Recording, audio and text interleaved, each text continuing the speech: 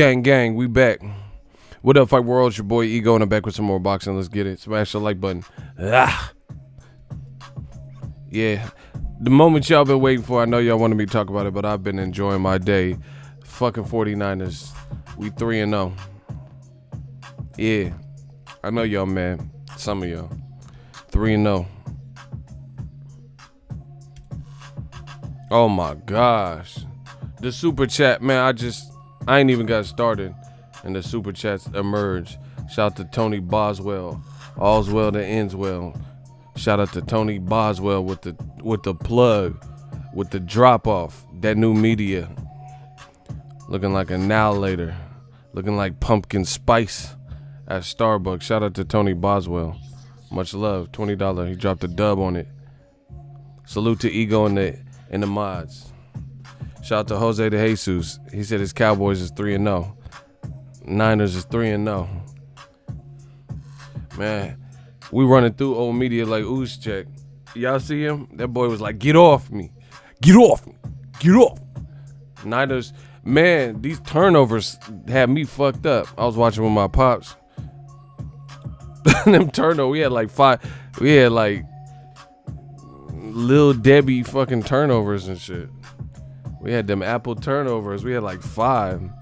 But our defense is looking good. And we made adjustments in the second half. It's still Bay Area on minds. Gang, gang. Digital mob, new media. This is the moment y'all been wanting me to talk about. A lot of people, shout out to everybody, hit me up about this Gary Russell thing. I did do a video. I was one of the first people, per usual. I started this gangster shit on YouTube in the boxing world. I gotta tell my thoughts on this Gary Russell, Leo Santa Cruz situation, and some of y'all ain't gonna like it, but good. Fuck them. Daniel Mason, $5 super chat. New media bars. That's something they gotta deal with. That's real shit.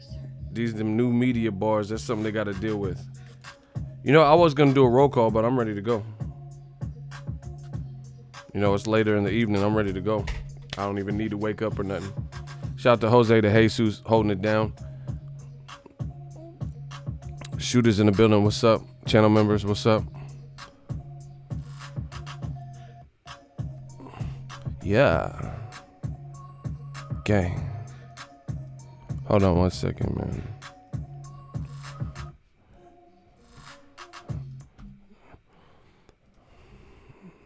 Man, we about to get started in a second. Hold on.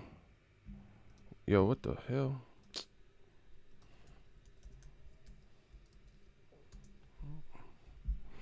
Make sure you guys smash the like button. We about to get started in a minute.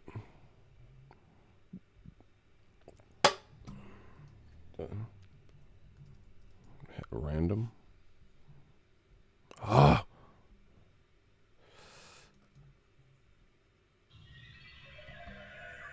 No.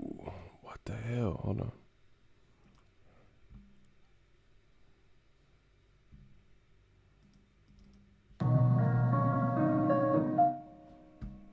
My bad. Okay. We back in it. All right. In case you guys missed it. So what happened is this. Gary Russell, I did a video about it. You guys can check the video. I'm not going to play it or nothing. Gary Russell Jr.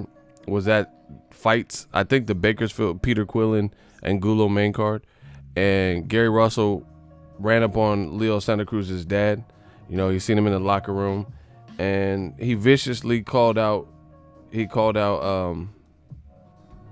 Leo Santa Cruz to a fight. He put his arm around Leo Santa Cruz's dad. And he says, yo, I want to fight you. Your son don't want to see me. I don't know exactly what he said verbatim, but he, arm around Pops, and he was like, hey, Leo, stop ducking me. I'm coming for you. I promise. Right? What up, Ego? Gary should not have done that shit. I disagree. Listen, y'all finna be mad. Y'all finna be mad at what I got to say, but, bro, yeah, he should have did that, bro. Listen, So anyway, after that, he went to the hallway or something, and he was like, I was this close to your pops. I was in like arm's reach of your pops. If I wanted to, I could touch him. That's how I perceived it. He was saying something to that effect, like, man, I could have had him, put him in a headlock. That's how close he was. So stop ducking me, boy, blah, blah, blah. Right? And then all of a sudden, the PC police come out and, oh, Gary Russell, what a hooligan. The people are saying that he was trying to attack a cancer patient. Oh my gosh, bro. Boxing is getting so soft. First of all, respects to Leo Santa Cruz's dad. He's like an innocent, kind of victim in the crossfire, I guess you could say. I don't think Gary Russell wanted. Well, it's not that I think. He did a video with Fred too. Somebody sent me, and he said, "Nah, I wasn't gonna do nothing to his pops." People, man, boxing is getting so fucking soft, yo. First of all, I knew Leo Santa Cruz's dad had cancer, but I thought it was in remission. I thought he beat it. I don't know if it like reemerged. I don't know his current status of health. Obviously, cancer is not something to play with. But, I've had relatives and dog, or my family's dog just got put down, recently for cancer. So, yeah, cancer is not no joke. But he didn't say nothing about cancer and all this stuff. And people are saying that he was trying to attack. I don't know if his dad, I thought he beat cancer, to be honest. So that's my honest opinion. I didn't know if he has cancer right now. I don't know if he's in remission or what. I don't know his current health. But yeah, people start trying to attribute that like he's just going into the St. Jude's of America, Make-A-Wish. Like, come on, bro. You know what I'm saying? Like that was his intent. Like, yeah, let me go after somebody who's terminally ill or potentially terminal. Like, come on, bro. People, the PC police, y'all gotta stop with that. Then I seen on the internet, there's a lot of people talking like just mafioso shit, right? Like, oh yeah, he's gonna have his car shot up, and oh yeah, Leo's connected, or just all types of shit. Like he's gonna be put in boxes and shit. All right, first of all, this is boxing. Okay, first of all, gangsters don't really tell what the fuck they finna do on the internet. That's one thing. Two, this is the level of ignorance, and this is how soft we've come as a society, and also in boxing. You're mad at a man for doing a call out, an aggressive call out, bringing his father into it. But in retaliation, motherfuckers is talking about Gary Russell getting shot up and chopped into pieces. Now, don't get it twisted. Obviously, especially like in Mexico, the cartels are serious. You can't play around with stuff like that. But you got Americans saying, like, talking this mafioso talk, like they finna do, like they, you know what I'm saying? Like, just stop. It don't even have to be taken to that level. So, the funny thing is this. So you're so offended by him bringing the dad into it that you say somebody needs to shoot him. This is the filth that I'm seeing. So like, at what point, two wrongs don't make a right. You know what I'm saying? Like, all right, you're upset that he did this. You could say like, oh, shame on you, Gary Russell, and that'd be cool. But motherfuckers talking this gangster shit like, oh yeah, he can't come to LA now. Like they finna just put him on a no-fly zone. Man, come on, bro. And I'm gonna be in LA this week for the Errol Spence Sean Porter fight, and that's gonna be yanking. Shout out to that fight. So it's just getting out of hand, and it's getting crazy, and it's just funny to see almost the irony and the contradictory. So you're so opposed to a call out, like nothing happened. If something happened to Leo's dad or something, like, then I can understand. I could understand like this outrage, but people are turning this into something like way extreme, and then wishing or threatening Gary Russell as a result of it.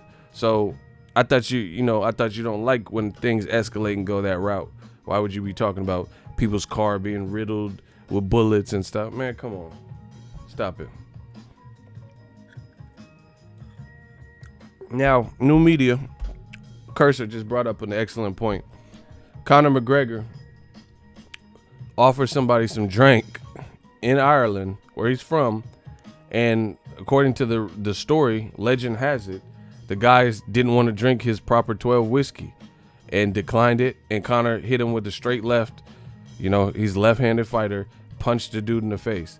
And I didn't see as much animosity. So we know the racial tension. We know where this is coming from. Why didn't people do that? Conor McGregor attacked a bus with people on it and people getting glass in their eye to the point where they couldn't fight the next day because they were terrified or got injured or whatever. Then he punched some old fucking man in Ireland for no reason because he couldn't control his temper, slapped someone's phone out their hand. But now motherfuckers is so mad at Gary Russell. Man, this shit is so funny to me. How people try to bat and turn a cheek on one thing and criticize another. Conor McGregor literally physically punched dude, and I see more people mad for Leo Santa Cruz because he said some shit about his dad or whatever. Man, y'all clowns. Y'all motherfuckers in the comment section be clowns because if you listen, a vegan is a vegan. If you don't eat meat, you don't eat meat. If that's your principle, then that's your principle. You're not like, oh, it's football Sunday. Let me get some ribs. You feel what I'm saying? If you a diehard vegan, it don't matter if it's no fucking football Sunday. You know what I'm saying? Football Sunday, but I want some rib. Then you're not really a vegan like that. You know? And then, like I said, people have fake codes and principles, but it seems like it applies and it's applicable to certain people. So, you know, that's my thought. I think here's another example. Motherfuckers got Mike Tyson t-shirts. I lived and survived the Mike Tyson era. You know, I wasn't old, but I still remember, right? And they wear Mike Tyson, they hot boxing with Mike, wearing Mike Tyson t-shirts. Wilder said he want to kill a man. Oh my word, heavens to Betsy. This guy is a thug. He wants to kill Stavern. Bro, because he said he wanted to catch a body? Really? And it's like, this is exactly what they did. Oh, he wants to catch a body. Well, there you have it. The WBC should strip him. Yeah, you want him stripped because you don't want these other motherfuckers to have to fight him. So you want the belt to be loosened up, you know, an unconventional way, untraditional way, non-traditional way and shit. Man, y'all motherfuckers is soft. Go watch Nickelodeon. This shit ain't for you. And then the other thing that I find very hypocritical and really funny at this point is these same motherfuckers, if you look at their psyche, when there's a fight and someone's like getting the shit beat out of them, they're like, yeah. And then they mad when the ref stops it and saying it's a premature stoppage. They like that. They want to see people get beat up and battered and eyes falling out and all types of shit, hemorrhaging on themselves. That's what they like. And then when people don't do it, motherfuckers talking about, oh, this guy ran. You know, what a coward. He ran all night. They say stuff like this, but then how are you that desensitized to violence? You know, people leaking and cut and bleeding like Tyson Fury and shit. You're so desensitized by violence to the point where you're egging it on and you like it, and even to the point where rightful stoppages, you're mad that there was a rightful stoppage and it got stopped, saying, no, he should have been in there more. You know, that was bullshit from the ref, right?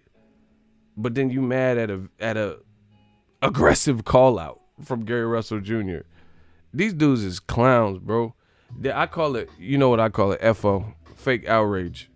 It's fake outrage. You motherfuckers love Roman gladiator style, you know, damn near celebrity death match any other time, and Gary Russell took it too far because he had an aggressive call out. But Ricardo Mayorga blowing cigarette smoke in motherfuckers' face, smacking them, slapping them, smack Shane Mosley girl ass some Me Too shit, spitting on people. Yeah, we like that though.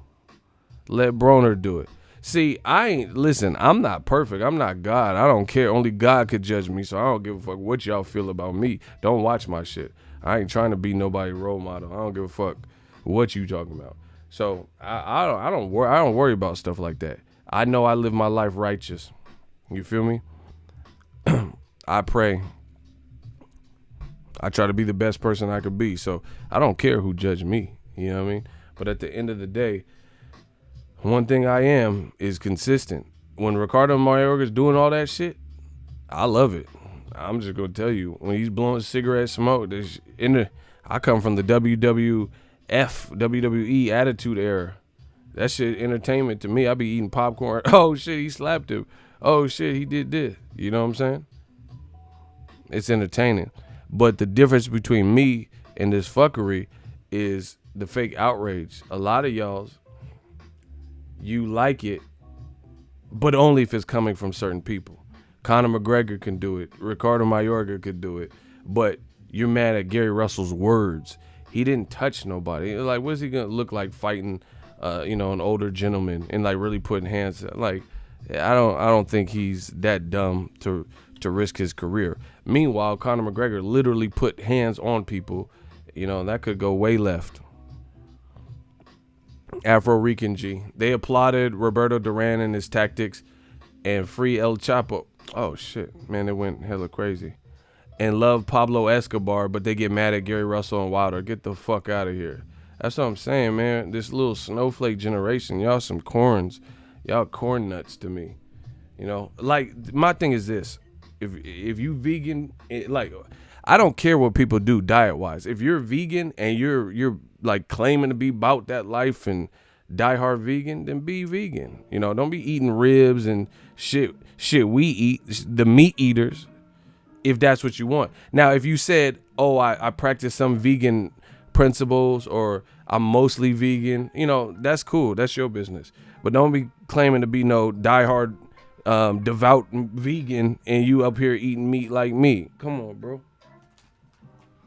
You eating fish and dairy and shit. Who are you, cuz? Like, these dudes is horrible, bro. Be who you are. Like I said, that's cool. Like, I've been doing little stuff like trying to, clean up the eating a little bit. And I've been doing some of the keto principles. I know my body type. I don't have to get into ketosis and stuff. So if I want to eat some bread and some pasta, then I'm gonna do it. But I'm not out here being like, yeah, keto for life, like keto motherfucker. Like, I'm acting like I'm like big bad. I'm just doing what works for me. Cutting bread back, like, lowering carbs and cutting bread down. You know what I mean? But people, they don't. There's a lot of insecurities in this society. That's what it boils down to. You're not comfortable with that person. Someone said clenbuterol burger. I didn't say all that, bro. Man, who the fuck is D. Harris? Leave me alone. Don't worry about what. I wouldn't do half of the shit people do. I wouldn't get my lips done. You see how big my fucking lips are? The motherfucking bitches and the Kardashian, I wouldn't get my lips done. So I don't give a what you talking about, bro. There's a lot of stuff I wouldn't do that other people do. So it's not about me. It's not about me. I wouldn't get my ass done and lips done either. But bitches do. And some dudes probably. So what are we talking about?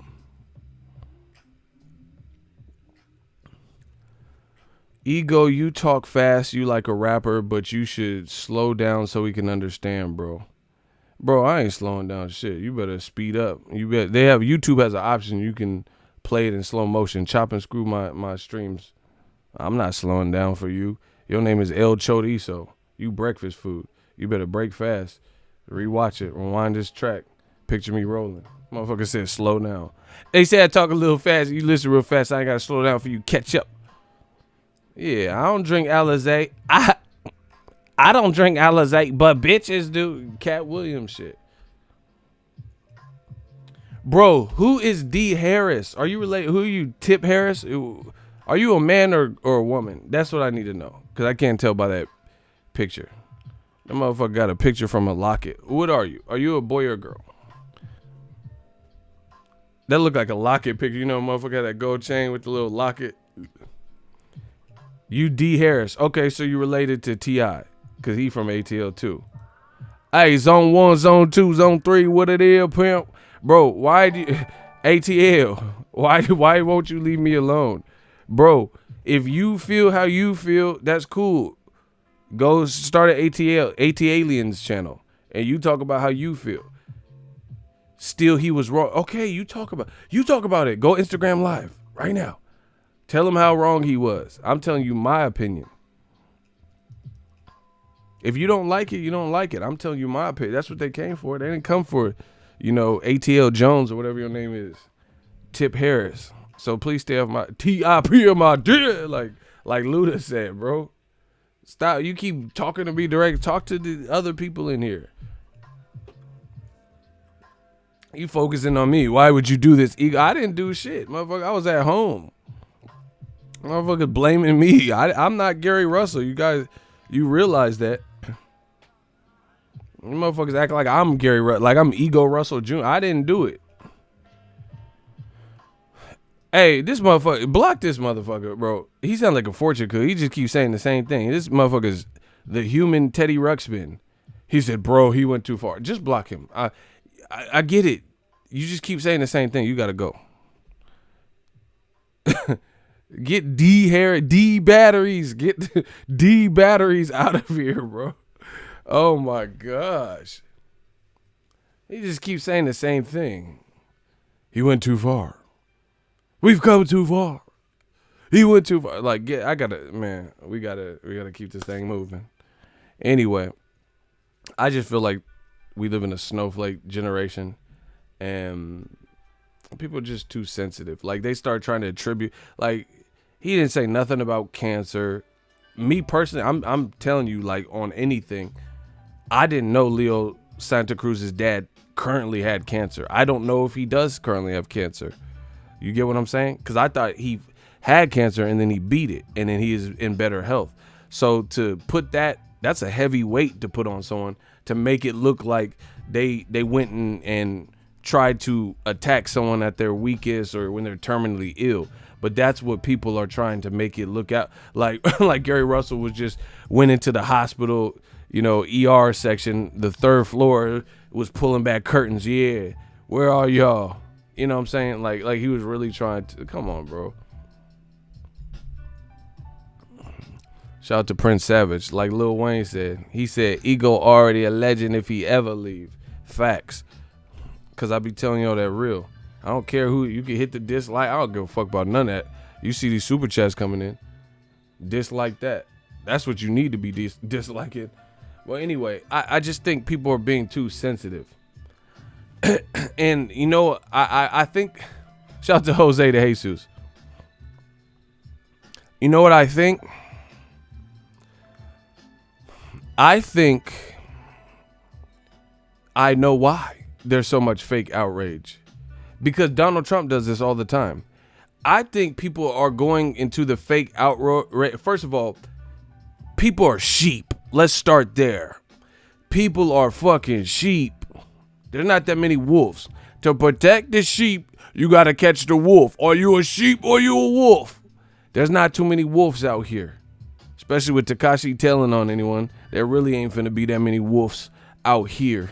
A motherfucker telling on Jim Jones, Cardi B, Cardio, Cardiac. Bro, he telling on everybody. That motherfucker telling on Jack Black. Like, damn, what did Jack Black do and shit? Jumanji? Yeah. When he played Nacho Libre, he was stealing in Mexico. That motherfucker snitching on everybody. Rest in peace real quick to Nipsey Hussle. I was driving today listening to the Rick Ross Port of Miami. Oh, that's a good album. But he has a feature with Nipsey Hussle, the late, great Nipsey Hussle. Nipsey is that boy, bro. Nipsey said, bro, I had to tweet him. I had to tweet this out. Marathon continues. Nipsey's mind was always working, I said. and he spoke some real shit. Nipsey said, "Can't name a fake nigga that was not exposed. Why you niggas so surprised that Tekashi told?" Bro, he was putting it together, pretty, because I don't know when they recorded that track, but the testimony, the actual testimony, because people could take plea deals and then back out like, oh, my life's in danger, I'm not cooperating anymore. Nipsey knew, bro. He knew. That man, because like I said, whenever they recorded it, I don't know when they recorded the track, but it was clearly because he passed, obviously, March, I think 31st. So he had already passed by the time the actual testimony, like where we can hear the testimony of Tekashi on the stand. And he said, can't name a fake nigga that was not exposed. Why you niggas so surprised that Tekashi told? He knew. That man knew. Because he didn't get to live to see the trial and all that and hear the testimony, but he already told you what it was. Smash the like button. I'm about to cook these boys. But yeah, just a lot of fake outrage, people selective and stuff. But I don't feel there's enough wolves. I think there's a lot of sheeps in the game. So when they see other people responding to Gary Russell or whatever the situation is, then it's almost like that's how they take it. Like, okay, people, this is true, and I'm sure there's a study somewhere that could corroborate this. But let's say let's say J. Cole came out with the track. I was just listening to J. Cole. Let's say he came out with like a cipher and then he uploaded, and everyone in the comment section is like, fire, oh, this is dope. Then you'll see typically more favorable responses. But even if the verse was fire, but then a lot of people were just hating, like, oh, J. Cole fell off and da-da-da, then people read those comments and it kind of like it influences how they're going to respond to it. Do you get what I'm saying? Because a lot of people aren't free thinking enough. So they, like, when I do a video, I don't even watch boxing videos like that. I promise you. When I first started YouTube, that was different. But that was years ago. I don't even watch people's shit like that. So I don't even know what other people's takes are. Because I want to clear, fresh, my own talking points and then, keep it trucking. Plus, I got shit to do. I don't got time to listen to everybody's opinion, And so many people, they're just so, like, impressionable. They'll like Canelo Kovalev. They'll listen to my video and then listen to 4 other people break down Canelo Kovalev and then kind of figure out what they want. But what they won't do is just, before they get into that, look at Canelo Kovalev, since you're a diehard boxing fan too, and delve into it yourself to see what you feel about the fight. And then they'll that's why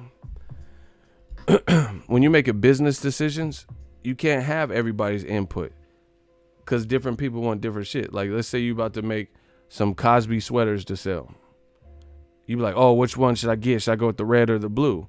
Man, if you ask the game, he gonna say go to red. You ask Nipsey Hussle, he gonna say go with the blue. So that you have to have a cutoff point because you just gonna get too many opinions. And you got to lean on your own opinion, your own intuition, your own venture, your own money. And I don't think a lot of people do that. So that's one thing. I think with the Gary Russell, people are reacting how other people are reacting. That, oh, this is so crazy. Like, what the fuck is so bad about just him being aggressive and calling him out that, like, to the point where it's worse than what Mike Tyson has said? You feel what I'm saying? This motherfucker Mike said, I wish all y'all had kids for I could stomp on their testicles, pull them out of school, and for I could stomp on their testicles, cause that's the pain I have when I wake up. Bro, what type of shit is that, bro? I wanna camp out. I wanna stake out. I wanna stake out at your kid's elementary school and pull them out of class for I could stomp on their testicles. Cause that's the pain I have. Like, bro, I don't know what the fuck you wake up with, but I ain't never woke up with. I woke up with a sore neck, cranking my neck. I ain't never woke up with no pain that made me want to stomp some kid out somebody kid in the testicles. Like, what the fuck? That's some sick shit. Like, that's that Brownsville. That's that Brownsville. I'm not from there, so that's that Brownsville. I'm assuming. That's insane to say. You can't go to no therapist and be like, "How are you feeling this morning, Michael?" Oh, I wish all the doctors, I wish y'all had kids so I could rip them out of class and thump on their testicles. Bro, what the fuck? Where did you wake up at? Like, what the fuck going? This motherfucker crazy. Mike crazy, dog. That's why he smoke weed now, just to relax and settle down. That motherfucker, that weed will get you there. That's why I can't smoke. I can't smoke, bro. Especially with this new shit that they got out now. I can't even do it. These motherfuckers, Nate Diaz, and Snoop and all that. These motherfuckers smoke you. You be like, back in the day, I don't know what people call it now because I don't smoke. But back in the day, like we used to call it you're stuck. Where you smoke and you just be chilling. This new shit, you motherfucker be stuck for 2 weeks. You ain't phoned your job to tell them you ain't coming in or nothing. Motherfucker got fired because you smoked once with the wrong crew and shit. You smoked with Snoop and you got stuck for 2 weeks. You put your 2 weeks in the work and your dumb ass didn't even notice it. Motherfucker just on the couch and shit. Your job been calling you and shit. Ego, why haven't you come? Why haven't you picked up your check? We're gonna mail it to you. You're fired. Motherfucker getting fired like Antonio Brown. Fuck you mean? Yeah, man. I got shit to do. I can't get stuck like that. Fuck around. I got a pack still for the Spence Porter, motherfucker. I'll be stuck until Canelo Kovalev. That's why I don't smoke. I can't even do it. Motherfucker missed the Spence Porter shit. I can't move. Nah, bro. I got like high levels of energy, like, so for me to be stuck, that's some shit, bro. I'm a big dude, you know what I'm saying? I can't smoke what y'all be smoking. Y'all be smoking. And then there be them one motherfuckers that got tree and they got them fancy names, you know, for the sativa and the indica, bro. They got all them crazy names and shit.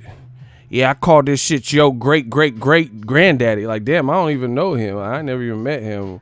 What the fuck you know about my great granddaddy and shit?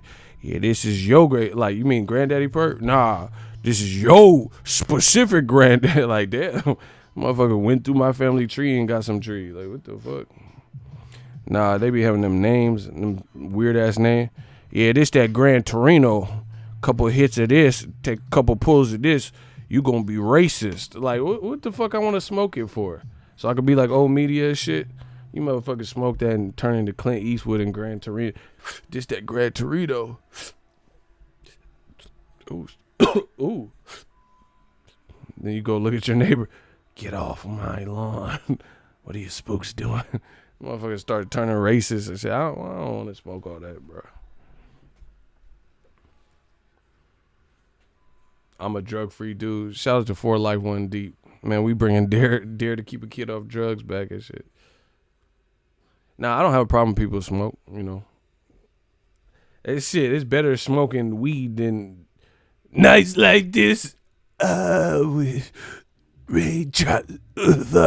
Like, you better stick to weed, bro. These motherfuckers be smoking that. They be off a bean and shit. Y'all be off a bean coming to my channel. Oh, fuck, ego. Oh. Y'all, this is old media. Look. Fuck. They be off that pill. They be off a bean coming to my shit, bro. They be lean with it, rock with it. This is old media trying to talk shit to me. Bro, I don't do drugs. What? This how they be looking and shit. Fuck ego. Man, if you don't sit your Breaking Bad ass the fuck down, you off that crystal. I ain't talking about Crystal Light. You got that Bobby Brown. Woo! And I know you're getting bored. Did it? Nah, yo, you Walking Dead looking motherfuckers, bro. Motherfuckers be looking like daywalkers trying to talk shit to me. I don't do drugs. Where Vada at? Man, where Vada at? I'm ready at any time, bro. Well, and I know you're getting bored. Last Temptation. Shut your old paralyzed face ass up. Motherfucker had a stroke looking ass, bro. They better leave me alone, boy. And I know you're getting bored. Yeah, you ain't getting bored off of that rock. You off that Chris Rock like Pookie. These motherfuckers, like you pulling G's in the airplane. Like you pulling G-Force. Top Gun Maverick looking ass motherfucker. You know when you be in the fucking jet and start pulling G-Force. And I know you. Shut your warp speed ahead, warp speed engaged looking ass up, bro. With that fucked up mouth. Looking like a fish got caught on the hook. And I know you're getting. Don't talk shit to me, bro. Listen, we gotta establish some new rules. This is what I do. If your mouth looking like a fish trying to get away from the hook, you can't say shit to me. Motherfuckers got scabs and scabies on their face. Bugs is on me. Yeah. Them bugs is on you, all right. Yeah, they be on that Pookie, bro. And I know you're getting bored. Look at this motherfucker, bro. He off that bead, bro. He off that you be getting right. Steady. Steady. That bro, he off that rock, bro. You be getting right. Steady. Steady. He off that Rick Roll. Them motherfucker. Do. Bro, look at that grill. Never gonna give you up. Never gonna let you down. You off that Rick Roll, bro. That motherfucker off that Cameo. Ain't pretty lady across the world. you the freaks come out at night. The freaks come out. Bro, y'all some fucking drug addicts, dog. Y'all some. Hey, pretty ladies across the world. Like, why the motherfucker say world like that, bro? Ain't nobody in the world said world like that. He said, hey, pretty ladies across the world. Like, ain't nobody talk like that, bro. You ain't never popped at no bitch and be like, hey, girl, I want to be your everything. I want to be your mother. I want to be your father. I want to be your world. I'm like, yeah, weird ass inflection. Christopher Walken looking at. Your father, he'd be down at the world. You feel the dogs when eating something. Like, yo, weird voice sounding ass. Weird ass inflections and shit. Your father, he'd be down in the watch. Well. Shout out to LJ. She said she just came in at the. You always coming at the world. I mean, at the worst part. Y'all got me saying the wrong shit though. Look, this is LJ's ex. This LJ X right there. He in Australia. Crikey, around the world. Your father, he be damned if the dogs and old media, the dead, I feel old media. LJ laughing. And what Gary Russell had done to Leo Santa Cruz, it's not right. Man, shit. Y'all sensitive as fuck, bro. Put me on I want to go to Mars. I want some Total Recall. Yeah, what are you doing? I want to go to Total Recall. Take me to Recall. This dude said first watch here and you dribble absolute crap by. Then my shooter shot him. Yeah, that was your first watch. It's gonna be your last watch. Bro, why would he said I dribble like I'm fucking Harlem Globetrotter. What these motherfuckers, get these UK motherfuckers out of here. They gotta go. If they talking like that, they gotta go. I don't know what region says dribble. You chat absolute bollocks. Dribble. Like, shut your dribbling ass up, bro. I'm fucking like I'm N1. Like my name is Hot Wings and shit. You chat absolute dribble. Man, I can't wait till Ruiz Joshua. I can't, man. I promise you. If Ruiz win, I'm finna pay, man. I might have a candlelight vigil playing the Bone Thugs and Harmony Crossroad instrumental. And they're gonna miss everybody. And they're gonna miss everyone. Living in a hateful world, sending them. Bro, y'all better hope Ruiz lose. Y'all better hope and pray that Ruiz lose. Man, I might loop it for 2 hours straight. Nothing but Bone Thugs instrumentals. What a little ripster. Me cribbing coming to get ya. Bro, I promise you. Block the fake Ellie Sackback. We don't do clones here. Nah, you reporting my ass. We deporting your ass out of here. Deporting, get him the fuck out of here, bro. We don't do imposters. You ain't Ellie.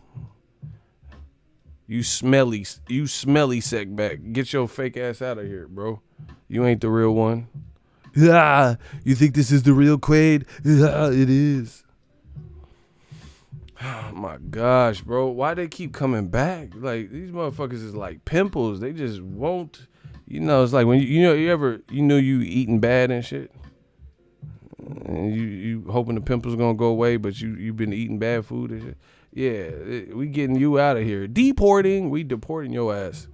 Get out of my chat. Sick of these dudes, bro. Anyway. Your chat absolute dribble. Ooh. Oh. Oh.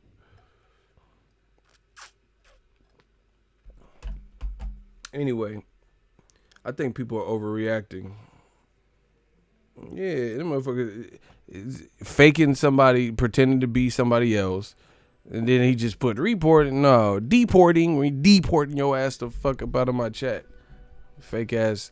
Why would you want to be another man? Shout out to Ellie though. I don't get it. Why you want to be another dude?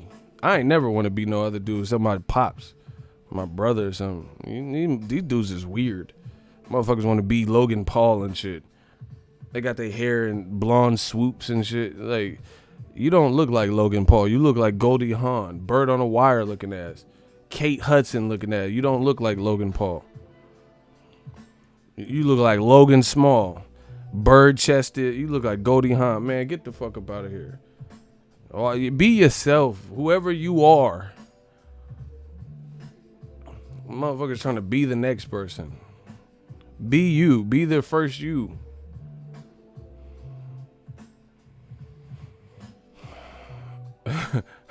Kitty Linder like this shit. Kitty, yeah, these motherfuckers be looking like Goldie Hawn and shit. Motherfuckers be looking like Kurt Russell and Captain Ron. Get these motherfuckers out of here, bro. Get Captain Ron out of here. Trying to be the next person. You look like Woody Harrelson. You don't look like Logan Paul. You look like Stipe with no chicks. You don't look like Stipe Miocic. You look like Stipe with no chicks. Get the fuck up out of here. Bars. Oh my God. I told you this shit like a rap battle to me. You ain't Stipe Miocic. You look like Stipe with no chicks. Bro. I want to be Leo's dad. Hey, you wildin'.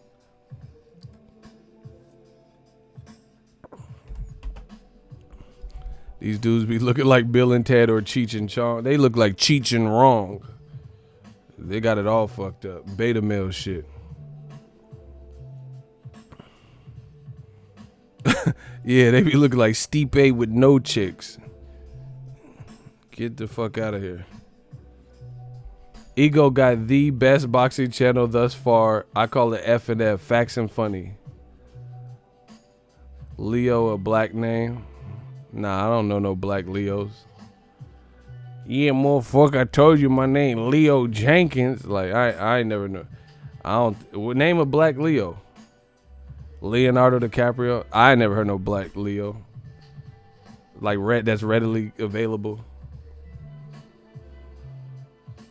He said Leo's dad was iced out. He got bread, probably. All right, let's get back to that. You got my peoples dying up here. Hey, business brain, shout out to my people. Man, I'm sick of these clowns, dude. They be coming to my chat trying to take me off course, so we gotta have a little fun. Leon, that sound black as fuck. Like the actor, remember? From 5 Heartbeats? Above the Rim, motherfuckers just was named Leon. Like, damn, brother, you ain't got no last name? Shep, you ain't got no last name? Them motherfuckers just, in every movie, you ain't Madonna. Nigga just got one name and shit. That's crazy. Like, what you, the professional? That shit just said Leon. Hell no. Warner Brothers like, God damn it, who do we make this check out to? Yeah, motherfucker, just put Leon on the shit. The bank know me. My name is Leon. They know me. Like, bro, we need your social and the fingerprint. I don't trust no black dude with one first name only. Drake, Leon. I mean, I don't trust none of y'all. If you got one name and you black, I don't trust you. Period. You better have 2 names. Dave Chappelle. I could fuck with that. Okay, that's Dave Chappelle. Cool. Cat Williams. Okay. Sidney Poitier. Yeah, okay. I ain't trusting Drake and shit. Leon, motherfucker just got one name. You ain't Madonna. You ain't Madonna. That's all I'm saying. Anyway, a lot of people are sensitive over this Leo Santa Cruz. Hey, I don't know what to tell y'all. You know, people are mad. It did what it. Nobody was talking about Gary Russell for a minute since his last fight, so it looks like it did what it was intended to do. Period. Yeah, Prince is a little bit different, but he ain't really just the first name. That motherfucker was a symbol. You see, I don't even want to be a name. I'm a symbol. You know, that motherfucker just turned into a symbol, so that's different. He a little bit different. That's Prince. I got to see Prince in concert in Oakland. Best concert I've ever been to. Prince had hella energy too. He was telling stories. You ever go to the grocery store because you're sick of seeing your wife?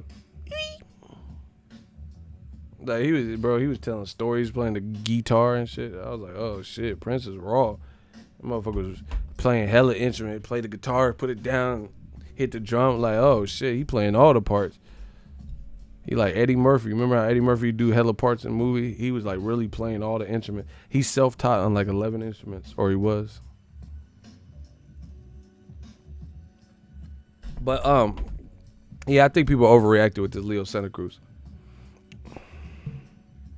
Oh shit. Oh shit, right on top. Google Payments. Yeah. That's that YouTube paycheck. And speaking of payments, Business Brain.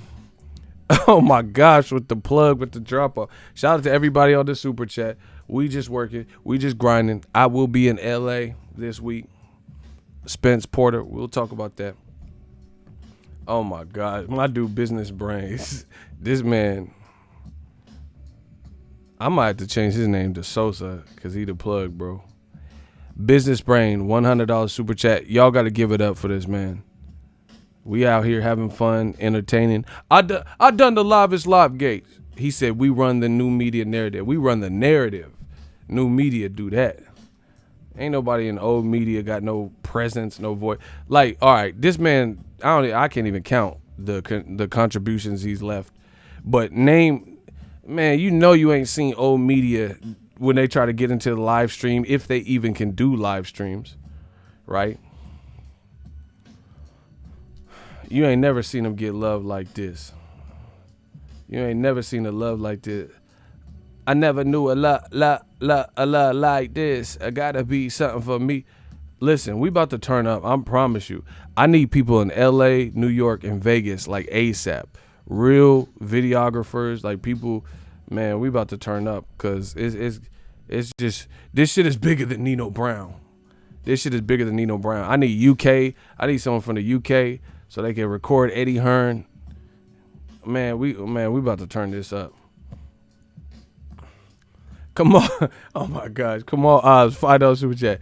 DAZN just announced Triple G's next 3 fights to boost viewership. Mexican Style 3 with Pop Santa Cruz. Hey, you out of pocket, bro.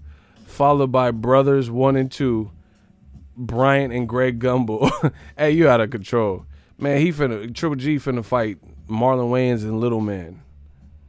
Yeah, no, I'm scared of Little Man. He's scary. I'm like, man, come on, bro. Jose, we got a link because we actually talked about this before, but it's that time, man. Because I love going to the fights, but I'm one person, you know. We got a link, bro. Come on, Osby, trying to, bro. Have you seen any Golovkin promotion? Listen, this is so funny to me. I told you, new media, we run this shit. Shout out to Kamal Oz, shout out to Business Brain, and everybody who is super chatted, leaving comments, enjoying the show, the haters, all of that. That motivates us to get to the next level. Look at it like this. I just watched football with my pops, Niners game, right? And, you know, we were looking at some of the other games, but that's our team. We were skimming through the channels. They had Sean Porter on Inside the NFL with Michael Strahan and shit. Bro, they had Sean Porter, a boxer. Who's doing this? They had Sean Porter on football Sunday, you know, one of the natural days, you know, some people have weekends off and shit. They had Sean Porter, and he was talking about his fight. So that's a hell of a job cross-branding. Sean Porter fights in 6 days with Errol Spence. It's a pay-per-view. On Fox, they're showing the NFL. They have Sean Porter. He's talking about how he likes the Browns and, you know, Odell and all this shit. Meanwhile, Triple G's fighting on an application, and I haven't seen any promotion for it. Errol Spence and Sean Porter is crack. That's that Pookie. You keep calling me. That's a good fight, no matter how you slice it. Triple G, Derenchenko, it's all right. You know, it's all right. It's not, you know, it's not the worst fight out there or nothing like that. But it's still definitely could use some promotion. It's not like a self-promoted. We just, you know, some like Manny Pacquiao and Floyd, they didn't really have time to promote it like they could have because it took a while to get all parties on the same page and HBO to work with CBS and Showtime, all that. So that was a little bit different. But Triple G and Derenchenko, you fighting on the app in 2 weeks, and I ain't heard nothing from it. Couple pictures I've seen posted. That ain't promotion. That ain't like, that's not really, that don't hype you up for a fight, seeing a flyer with just Triple G. You don't even see what his opponent looks like on the graphic. And it said Triple G 2 weeks. Like, that's it. Like on some Total Recall shit.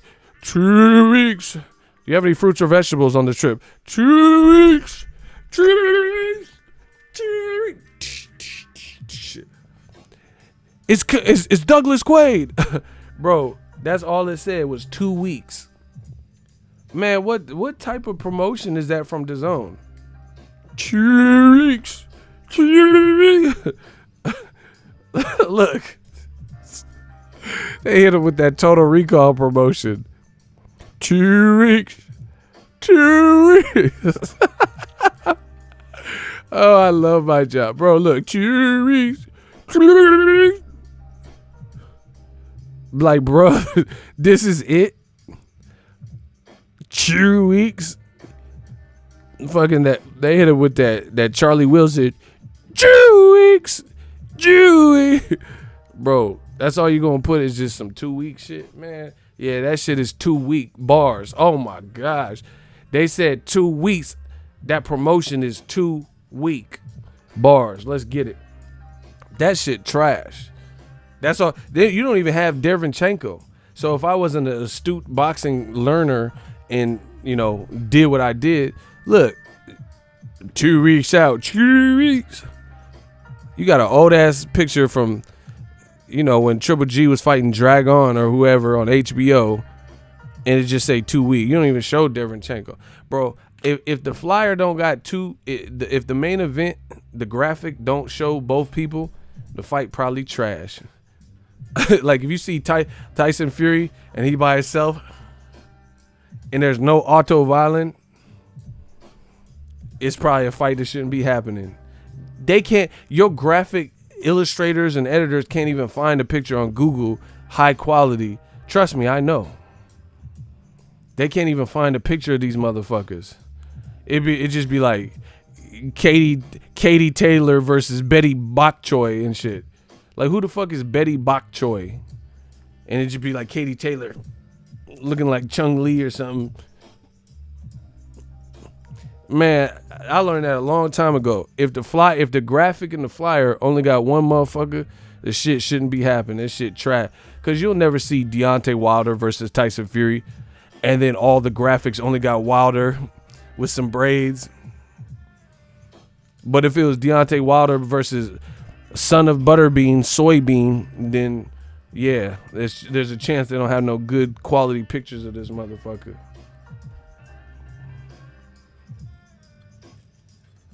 Shout out my dude Renee from Mexico. Most people didn't even know Steve Rose was black. That don't sound like a black name. That's a Canadian black name. Oh yeah, it's a boat, Steve Rose. Like, that motherfucker name is Steven Rose. What?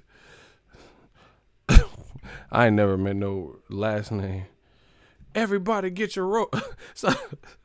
Somebody said MySpace graphics. Yeah, you gotta. That man said MySpace graphics. Remember MySpace had them little surveys? Last beverage you drank. Single? Nah, I'm taking. And I had an RC Cola, if you must know. Remember them MySpace quizzes, little surveys? Yeah, that's what DAZN going to attach that to the promotion. You got to take one of the little MySpace surveys. Last person who called your phone. It was Trevor. Trevor called me, and I drank RC Cola. Yeah. Fucking doing these MySpace. Man, get the fuck up out of here. He said they see me rolling. They hate, like, where's Steve Rose at right now? Like, ain't nobody craving no Wes Craven, no Steve Rose comeback fight. I'm not even trying to roast, but he said that funky finger production. Bam! Hey, you a fool. He said that funky finger. The best promoted fight is Logan Paul. No cap. Logan Paul. And that's because they promoting the shit themselves. So they just being who they already are. Doing reaction videos and shit. That's the best promoted DAZN fight. Yeah, I'll be at Spence Porter. Man. So anyway, it's crazy. People, just hear me out. But wait, there's more. Hear me out. When I make the points I make, they say, oh, you're just like Al Heyman because he's black. Oh, yeah, you're PBC biased. But they're not disproving what I'm saying. You can say all the other bullshit to try to get around it. Sean Porter being on Sunday Football on Fox 6 days before he fights on Fox pay-per-view, that's big business. That's dope cross promotion. How come ESPN got good amounts of subscribers and Terrence Crawford had a pay-per-view with Amir Khan and it was poorly promoted? I'm a boxing fan, so I try to support. I like Crawford a lot, so I support. But you have to encourage. It can't just be me. You know, what did ESPN do on their platform prior to the week of the fight, where they used their outlets to put Terrence Crawford's upcoming fight on in a major way. They put, you know how many people watch fucking NFL Sunday football? They had Sean Porter on there. They had Errol Spence at the Dallas Cowboy game. Bro, if anything, this is probably cool experiences just for them. Like you just wrapped up a training camp, you know, or you're in training camp, you go take a day off and go to the Cowboys game, like Spence, you know, you get to go in the NFL studio and get some promotion for your fight, knowing your back end, your back end check is dependent on how well the fight does. Name something. De La Hoya had a card with Jojo Diaz. He follows me on social media. He's an Olympian, good fighter. His only loss is to Gary Russell. The motherfucker just fought on Facebook. I don't even understand how that works. How does Golden Boy have a deal with DAZN and they just had the motherfucker on Facebook fighting and it looked empty as hell in Mexico? Bro, do you know how hard it is to have boxing that's empty in Mexico? In Mexico, them crowds be crazy. Like, even when Julio Cesar Chavez come out to fight, he just fought recently.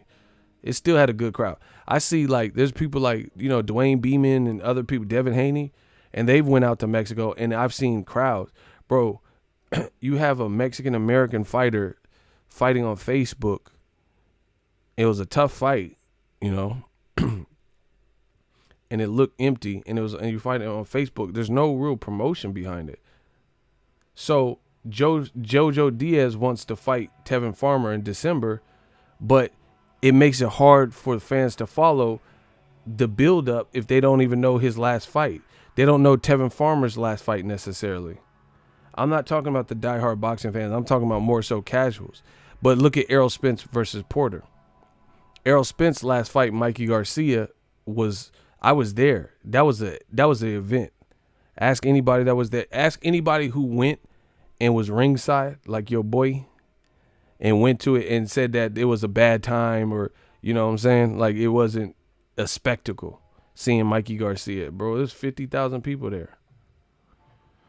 See, shout out to Renee Box Young. He lives in Mexico. He know what's up. He right there on ground zero right now. He said, true that, the Mexican crowd love the boxing game. Exactly. They got great fans. So how, you know, why it's just something up. Like, why won't DAZN promote the shit? You staging it, somebody got to be playing. No matter what venue, somebody got to get some money.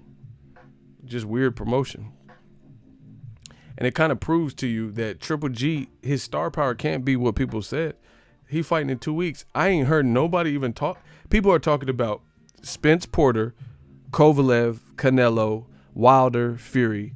I don't hear anyone talking about Triple G in general. The only time they're talking about Triple G is with what Canelo said about him. I see why Canelo don't want to fight him. Look, Ron covers boxing. My dude, Fighter IQ. He said, I still need to go back and watch the Jojo Diaz fight. It was a harder fight. You know, it was close. It was harder than it probably should have been.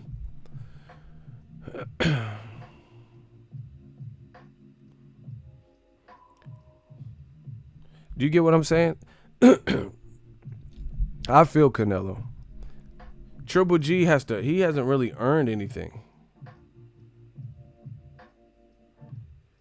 The promotion for Triple G. Oh, you said landing. I was like, where is it land? I ain't seen.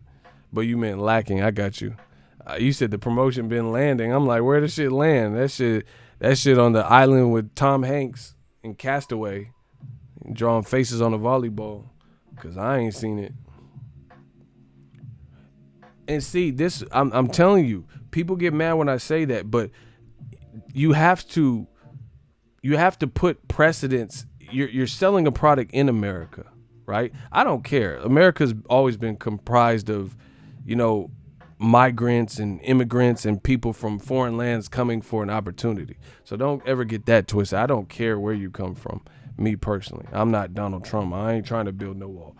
But what I'm saying is you're trying to sell a product there in America, and most of the promotional companies are not focusing on American talent.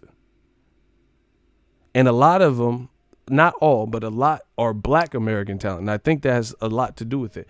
But beyond that, if you are to have a fighter from another place, another land or whatever, they're not even focusing on the Conor McGregor showman type people.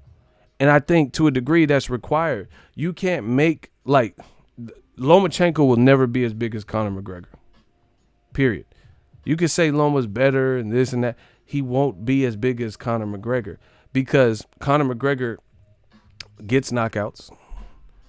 Beyond that, he's a showman. He entertains people, and people just like the persona too. You know what I'm saying? So it's different. And I notice these companies, they keep having all these people that they're trying to make almost the face of the network or the face of boxing.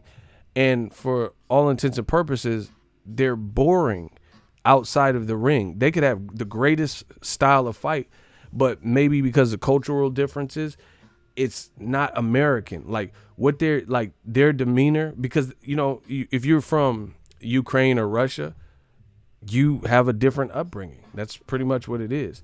The things that are accepted or tolerated or eaten in the Ukraine or Russia or Thailand is not necessarily the exact same that would be done here.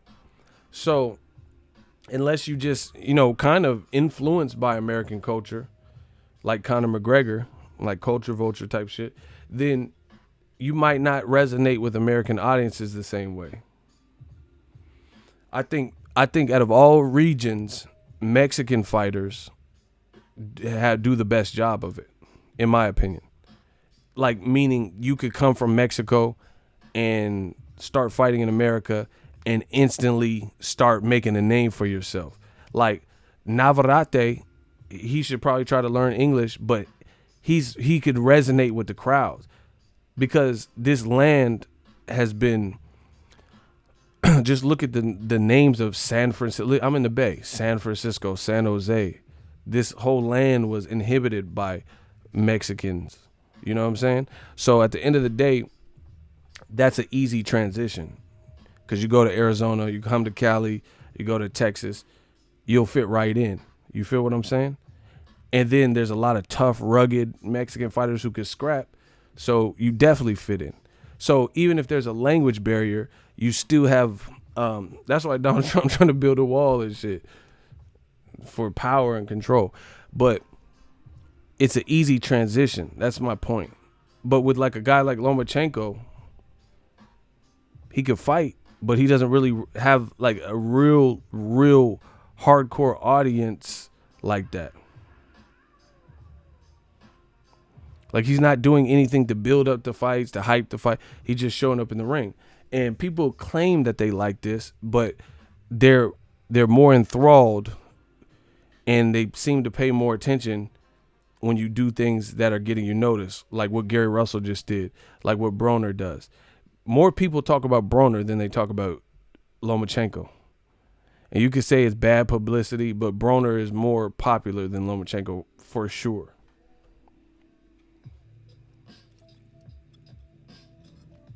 People talk all this shit about Broner. I've been at fights with Broner, and people like of all races and backgrounds, oh, Broner, trying to get a picture with him. They could be some of the same people like, I'm down to beat your ass, but when he's there, he get love. I've seen Lomachenko at fights, and it wasn't the same thing, trust me. And Broner got losses, and he still commands that attention. Janetta Love said, I'm moving to the Bay. You're going to love it. So it's like these companies have to focus like also on the American talent, the people who are in America, and just in general, just talent that's going to raise the bar. And like, it's a business, you know what I'm saying? There's a lot of people that can just elevate the sport. And then they could, like Devin Haney, he's a great person. I think Devin Haney is one of the people. Caleb Plant, Devin Haney. You could do something with Ryan Garcia. I'm not just talking about skill for skills, I'm talking about in general. Certain guys you could build, show the audience their story and all that. But it seems like a lot of these companies, DAZN included, it's HBO 2.0. They're doing what HBO tried and failed. HBO is bigger than you, and they tried it and they failed. You can't just promote who you want to promote and tell us that person is the best, and then you know how the fans get. When the moment they found, someone pulls your card and you're not who they depicted you to be, then it's a fall from grace. And then when fighters go from that fall from grace, unless you mentally have the mental dexterity to bounce back, then you might not bounce back. UFC embedded is raw as fuck. Shout out to Dana White and UFC. They do a great job with that. So, I don't know. I just feel like PBC, if you really think about it, they are the only ones focusing on a lot of American talents, as well as the guys from Cuba, Mexico, etc. Look at how many people. Mexican American. They got Andy Ruiz Jr. He's a star now. Mario Barrios, right? They've always had guys like Jose Cito Lopez, John Molina, Chris Arreola, right?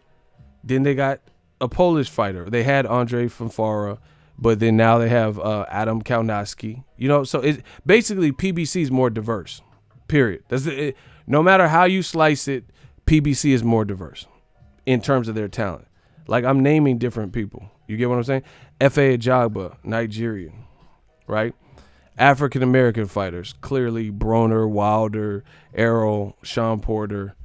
Other Mexican American fighters like Leo Santa Cruz, Abner Mares, other African American fighters like Gervonta Tank Davis, etc. I could do this all day. They still got the veterans like Berto, right? It's more diverse. Period. Look at Top Rank and look at Golden Boy especially, and tell me you see the same level of diversity. And then if you do see the diversity, tell me that you see an equal amount of emphasis put on each different cat. Like, for example, PBC, I don't see PBC giving Adam Kaunowski less opportunities or more opportunities than Efe Ajagba. Do you get what I'm saying? Like, they're all in the rat race. Charles Martin, even he's been given opportunities. I'm not talking about if you can win or lose. I'm talking about opportunities to showcase what you got going on. I don't feel like Efe Ajagba is being moved supremely, and Adam Kaunowski is being held back. I don't. Do you guys? Mario Barrios is fighting, if I'm not mistaken, in an eliminator. David Benavidez did coke, lost his belt, and he's already, one fight in, and he's already fighting for a title this weekend. So I don't see basically different races and ethnicities and backgrounds. I don't really see one race or ethnicity getting most of the opportunities. David Benavidez is a Mexican American. He made a mistake. He says he got his shit back on track. He's fighting for a title. One fight back. I think he beat Jalen Love, and I think that's all. Now he's back. He's fighting for a title. Mario Barrios is an eliminator. 2 Mexican American. They gave Carl Frampton opportunities. Leo Santa Cruz opportunities. Gervonta got a hometown fight. Wilder's had Alabama fight. You get what I'm saying? I don't see Luis Ortiz. He's getting another Wilder pay-per-view. So he's been given opportunities. Rigondeaux got opportunities to get back. You feel what I'm saying? But then when you look at Golden Boy, for example, name anybody that got anything remotely close to the opportunities Canelo got. Benavidez is raw. I like him a lot.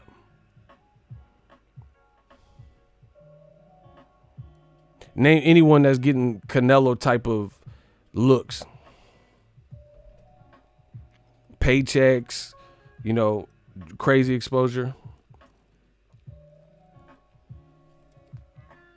Oh my gosh. Shout out to Mir. I love Mir. Mir be exactly. Angulo just beat Peter Quillen. And then said, he literally just said, Al Heyman has given me so many opportunities, more so than I've been able to give back. Do you get what I'm saying? He just said that. And he said, I want to thank, I owe it all, me and my family owe it all to him. Now Angulo, like, he's pretty much, I don't see him beating no fucking Benavidez. I don't really see him having really success at 68. Them other guys too big. Caleb Smith. Peter Quinlan looked kind of out of it. Like, you know what I'm saying? Like, he didn't look the same.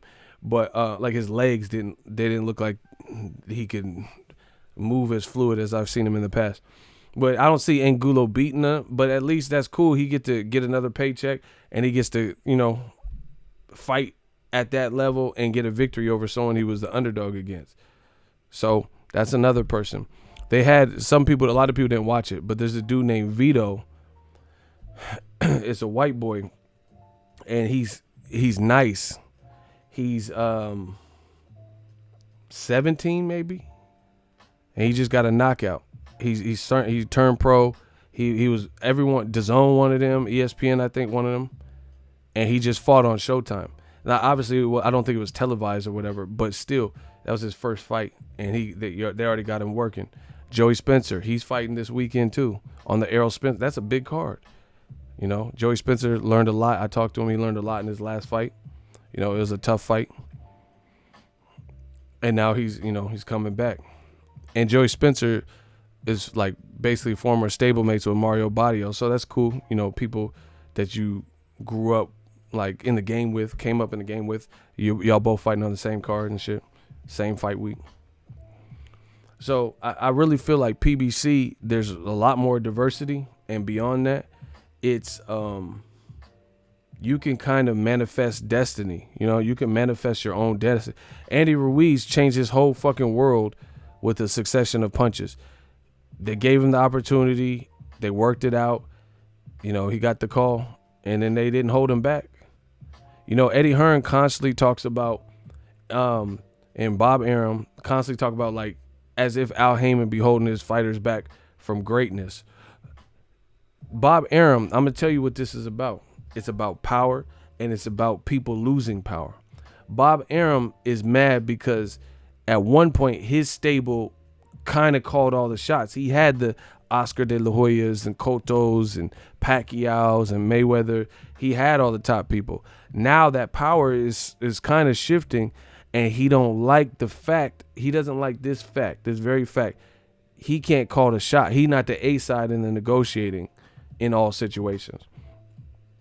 De La Hoya, he said something. I don't always agree with De La Hoya, but what he said made sense. He said Bob Arum can't get Terrence Crawford the biggest fights. And so far, he hasn't been able to get Terrence Crawford the real big fights that Danny Garcia fight, you know, the Errol Spence fight. And that's what I think Bob Arum is really mad at, because even like, let's say he wants to Errol Spence for Terrence Crawford. He can't force them to give him that fight. Terrence Crawford is a champion, so he's not ranked. So it's not like Terrence Crawford is going to be Errol Spence's mandatory. And they got a good plan for Errol Spence, and they're trying to in-house develop Errol Spence, get him as big as fuck, and prove without a shadow of doubt when he fights Crawford, he's the A side.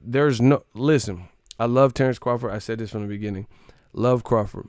He's a beast. I don't know who wins between Crawford and Spence, but what I do know is if they both keep winning, based on the foreseeable future, Errol Spence will have to be the A side, simply because he has the better names and the names that will bring him to household celebrity status, household names.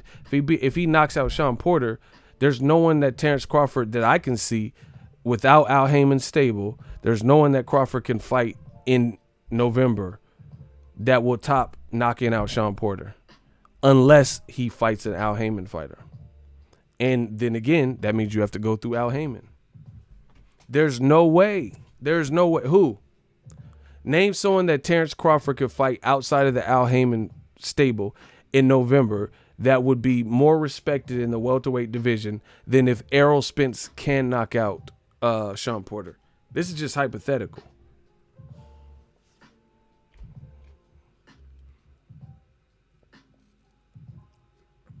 Name who he could beat. Kell Brook, who Errol Spence already knocked out. Like a realistic fight. Luis Collazo, Mean Machine, Snuffleupagus or whatever. There's no one. There's no one that would top that.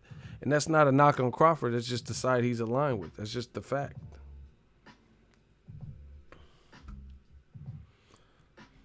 So that's just how I see it, and if you guys feel different, then please explain. Oh, shout out to Hamza. Hamza just sent a super chat through PayPal, though. That's why I didn't show up. Oh, he didn't even leave a message. Shout out to Hamza, though. There's really no one that Crawford could fight to punctuate his year that would be bigger than Sean Porter beating Errol, or bigger than Errol Spence beating Sean Porter impressively or knocking him out. You get what I'm saying? I'm talking about staying at welterweight, and if Terrence Crawford don't fight an Al Haymon fighter. But again, to fight an Al Haymon fighter, you have to go through. All roads lead at the welterweight division. All roads lead to him. Same thing with Jaime Munguia. Who can he be?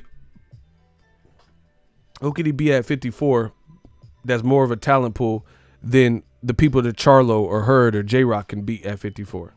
Please let me know. I'll wait. Let's do a hot seat. I'm ready. I promise you, I'm going to smoke these dudes out they fucking boots. I'm going to Jaren Ennis them. I'm going to smoke them out they boots. Bars. Name somebody that you believe that Jaime Munguia can fight with who he's aligned with that would be bigger than Jermell Charlo, Tony Harrison, bigger and more respectable wins at 54. J-Rock versus Hurd 2, or Tony Harrison fighting Jermell Charlo, or Jermell fighting Edislandi Lara. No one want that hot seat. Yeah, exactly.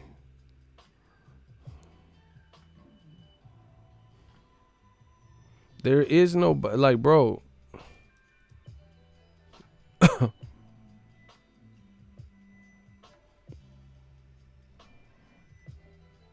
Who can Jaime Munguia? Look at who he's been fighting.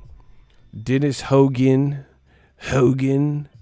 and some guy named Anui. Look at who Golden Boy's been getting for him. So 47 and 54 are locked. And then that's what's upsetting about DAZN. DAZN got the middleweight on lock, but they not making the best middleweight fights. I'm lying. They said Pacquiao, who just beat Keith Thurman, Mr. Shav 81, super chat, appreciate you. They said Pacquiao is considering Mikey Garcia or Danny Garcia in 2020. Those are solid fights. I've always wanted to see. I prefer Danny Garcia just because he's coming off a better win, and Mikey just lost. And I don't really know how good Mikey is at this point at 47. So I like the Danny Garcia fight more, right? But anyway, look at that type of fight, and then you tell me who's Mean Machine gonna fight.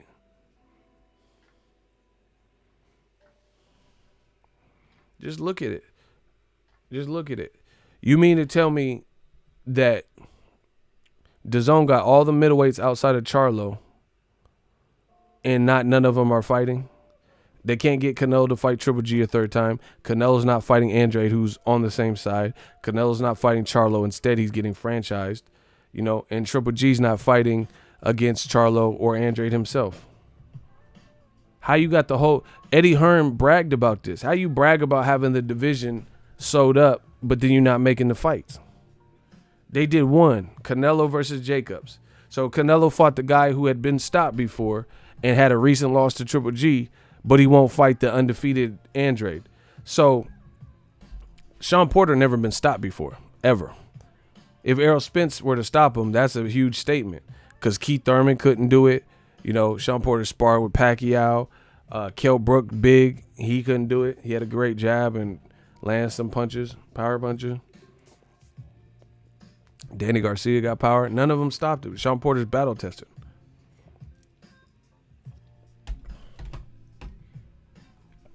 Ray Robinson is he tricky, because Mean Machine should rematch him. Same with Josh Kelly. That's what I'm saying.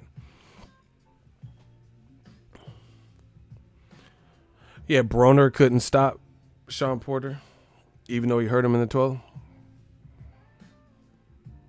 That's what I'm saying, you guys. Like, you guys can hide from the truth. This is why they mad. This is why they mad, because Al, and then on top of that, Al Heyman's black, and then on top of that, he's like a ghost, where he ain't even coming out, and like De La Hoya has to know the scrutiny that he gets for making some of the statements he makes, you know. So Al Heyman don't really get that. People want to be mad at Al Heyman. They don't even know what to be mad at Al Heyman about. They got to clone Crawford to make a better fight. Yeah, exactly. No days off TV. That's what I'm saying. So it's not about Crawford. It's not that he's not good. It's he's too good for anybody that foreseeable at his weight class already.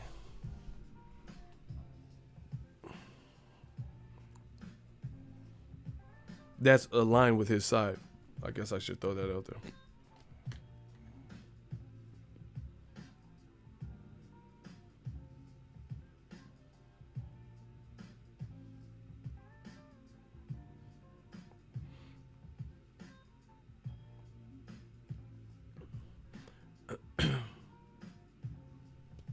He said for being black and successful. Yeah, that tends to do it. That tends to piss people off. You know what I mean? That's why, that's why they get mad.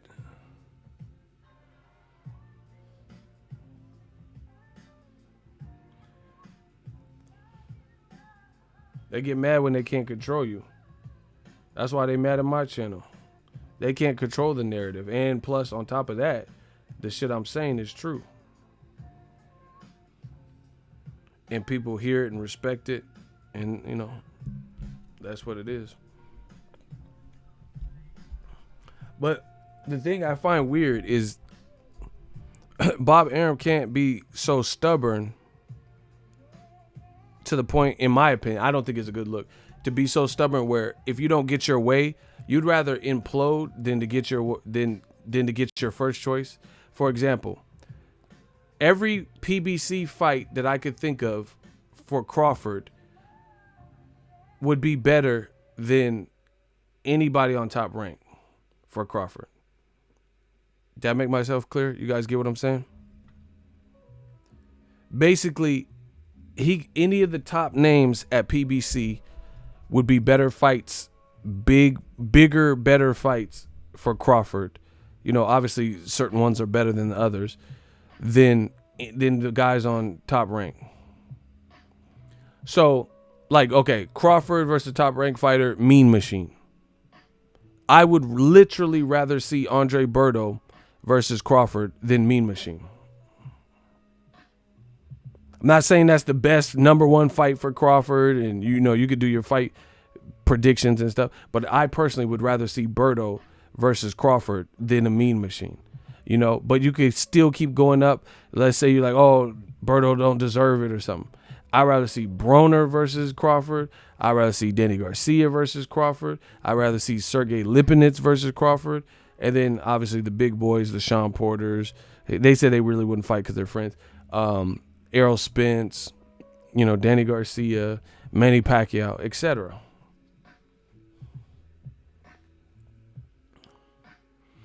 Ray Robinson versus Crawford. Ray Robinson said he beat Crawford in the amateurs. So that's not bad, but it's not a big fight. Ray Robinson, people look at box recs and stuff. It's not a big fight, I don't think. It could be a good fight.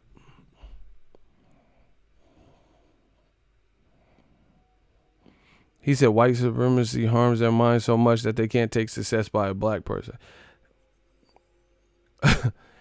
To me, it's crazy. I like, for me, I'm not gonna let my whole business implode, or, you just can't. Like, you gotta do what works. And to me, I would rather see Crawford versus any like, it's not just a matter of Errol Spence and Crawford. That's cool. I'd rather see Danny Garcia versus Crawford. I really like that fight. Mikey Garcia versus Crawford. I like that fight. Like, these are like exponentially better fights than Mean Machine.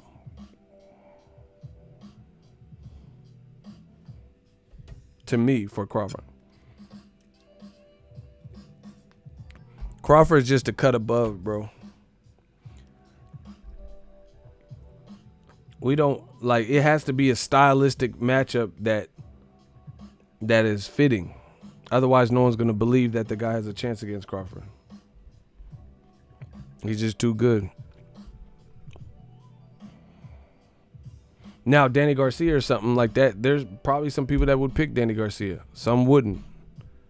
It's definitely more compelling than Mean Machine. Put it this way, if you had $10,000 in your bank, would you bet Danny Garcia could beat Bud? Like, if you had to bet against Crawford, would you bet $10,000 on Danny or $10,000 on Mean Machine?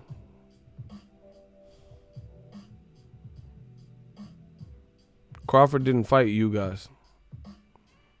Ray Robinson did. That's another fight. I don't think it's that big, but it's still a better fight, a PBC fight. Of course you would bet Danny over Mean Machine. He just has more experience. More power, more. You would bet $10,000 on Mean Machine? Hell no. Holland Future, you wildin'. Unless you're talking about $10. I was about to say.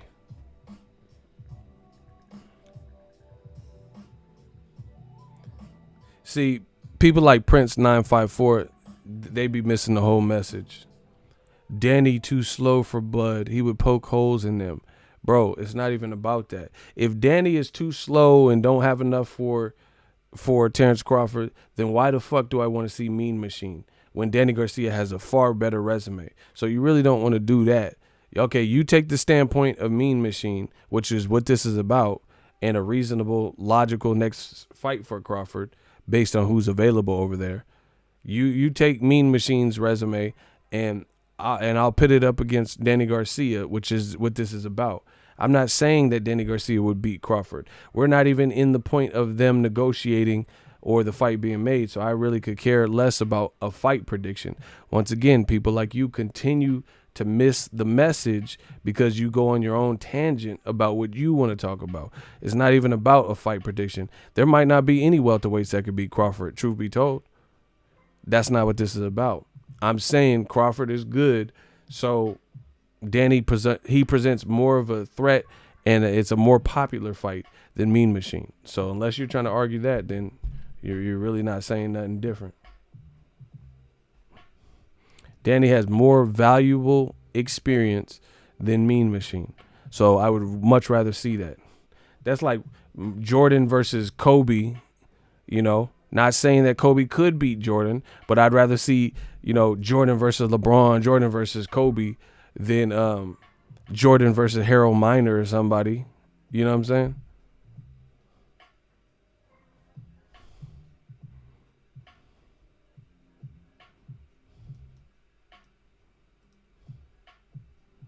Hey, you didn't have to block him for that, though.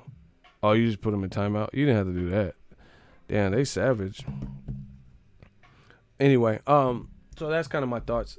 Back to the Gary Russell thing. I want to kind of say some more about that in case people are just joining.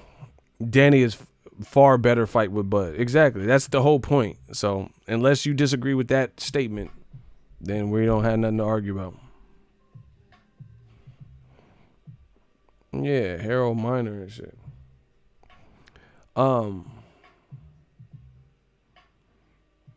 Gary Russell, I think people are taking it out of context. First of all, they're throwing in Leo's dad's health as if that was part of the motivation for a professional fighter and athlete to, to call out Leo. The bottom line is Gary Russell, I think he's fed up. I don't know what his relationship is with Al Heyman, but he wants to fight. They fought in the amateurs. Gary Russell beat him in the amateurs. Gary Russell feels that he can beat him and he wants to fight him, and he's been calling him out for years. That the shit didn't happen, so he tried to take shit into his own hands. Point blank, period. Whether you like his method or not, that's what it boils down to. As far as all these people like in the YouTube land and comments talking all this mafioso and he needs to be shot and he's going to get dealt with in LA, y'all sound stupid, bro. Gangsters ain't finna tell the whole plot in YouTube comment sections, and if you are, then you're dumb because it's automatic jail time once all this stuff is recovered. You know, these motherfuckers be on that Tekashi shit. They can't wait to tell. So anyway, it's just ironic to see people talk that gangsta street shit. Like they want to take it to the street shit. Oh, he should have never did this. Now it's on when he comes to LA. So you're so mad that he did that to his dad and you think that's disrespectful. So in retaliation, you say he should get shot or you should hit him with bats or take it to the streets. Come on, bro. What type of shit is this? It's not even that serious. Second of all, I don't think anyone's thinking of Leo's dad's health as motivation for the call out. So to try to tie those things in sounds horrible. Gary Russell called out Gervonta. I would like to see them fight as well. Facts. That's what I'm saying. I think Gary he's just hungry. He just wants to fight. And then, he's seen the opportunity and, that's what it is. But I think people are blowing it way out of proportion. Way out of proportion. Like making it like he's like some, just like some sinister. Put it this way. If he wanted to do something to Leo's dad, I'm pretty sure he would have and could have. I mean, he was in the proximity. But that wasn't the motivation. He wanted to get under Leo's skin, and it sounds like it worked. I don't know Leo's response, but it got under the skin of fans and shit like that. And oh, he's so wrong for this. So at the end of the day, that's where we sit. But put it this way. This is my thing. I think people have this fake outrage to distract you from what's really happening. They're like, oh, he's so wrong. He should be banned. And, they do this so it can reroute you. Like when you're doing GPS and you miss your turn, it says turn left and you keep going straight. And it's like, make the next left, make a right, make a U-turn. People constantly try to do that. They have this fake outrage. You forget what this shit is about. First of all, it's boxing. Nobody got hurt. Nobody was physically harmed in the making of that video. That's for starters. It'd be one thing if he ran his dad off the road. His dad almost crashed into a tree because he was afraid he was being chased by goons. It was nothing even that serious, bro. He's in a public setting. No one was touched. He said some things to spite Leo and to fight Leo and to get under his skin. End of story. They're trying to make boxing like the Mickey Mouse Club. Some pussy ass shit. Don't watch this sport. Because you guys love when people getting their fucking brains coming out their ears and shit. And then that call out was too much. Wilder saying he want to catch a body is too much. But y'all be watching World Star videos where motherfuckers who can't even fight get knocked the fuck out and then hit their head on concrete. That ain't too much. But, this call out where nothing happened was. When Tekashi was doing all that wild shit and, taunting gangsters in Chicago and being chased by Crips and trying to taunt them. I'm in LA. Y'all like all that shit. But now all of a sudden, motherfuckers is PC police. Man, get the fuck up out of here. So anyway, I ain't having it. New media, I respect sportsmanship. I don't think it should, be taken on some street shit or taken to, people it's crazy. Some of the comments I was reading after Gary Russell did that. They're like, oh, he's going to be, his car's going to get shot up and shit. Bro, everybody got guns. He from Maryland or whatever. It's the same thing if anybody went to anybody's backyard, DMV is wild, bro. So if it wanted to be some street shit, it could be street shit across the board, where it's funk if you go to LA or it's funk if you go to the DMV. So it doesn't even have to be that. It shouldn't escalate to that. Shout out to Icy, $5. He said, I had to drop $5 for that Mickey Mouse Club joke. I'm crying. That's true, bro. They're trying to turn this into this big sport for softies and shit. Man, Tyson said some of the most wildest shit. Talking about raping dudes and sodomy and he want to stomp on kids. I wish all y'all had kids before I could stomp on their testicles. Bro, and people loved it. Or they look back and laugh at it. Ricardo Mayorga slapping. Bro, nowadays, Ricardo Mayorga hitting Shane Mosley's girl's ass, I was there for that fight. That would be some Me Too shit. It's just y'all tripping. People trying to turn everything. Yeah, Lennox, I'm coming for you. I'm coming for you, sweetie. Lennox, I want to eat his kids. Like, and you mad because of this. It's war. This new generation is soft. Facts. So I wasn't as, like, I'm from the Bay, bro. Just, y'all need to come out here. Y'all need to come out here. It's a cool, peaceful place, but it go down over here, especially, in them early 2000s. You see all types of shit. Guns pulled out. Motherfuckers that, I don't know. I don't know what people's experience are, so we'll just leave it at that.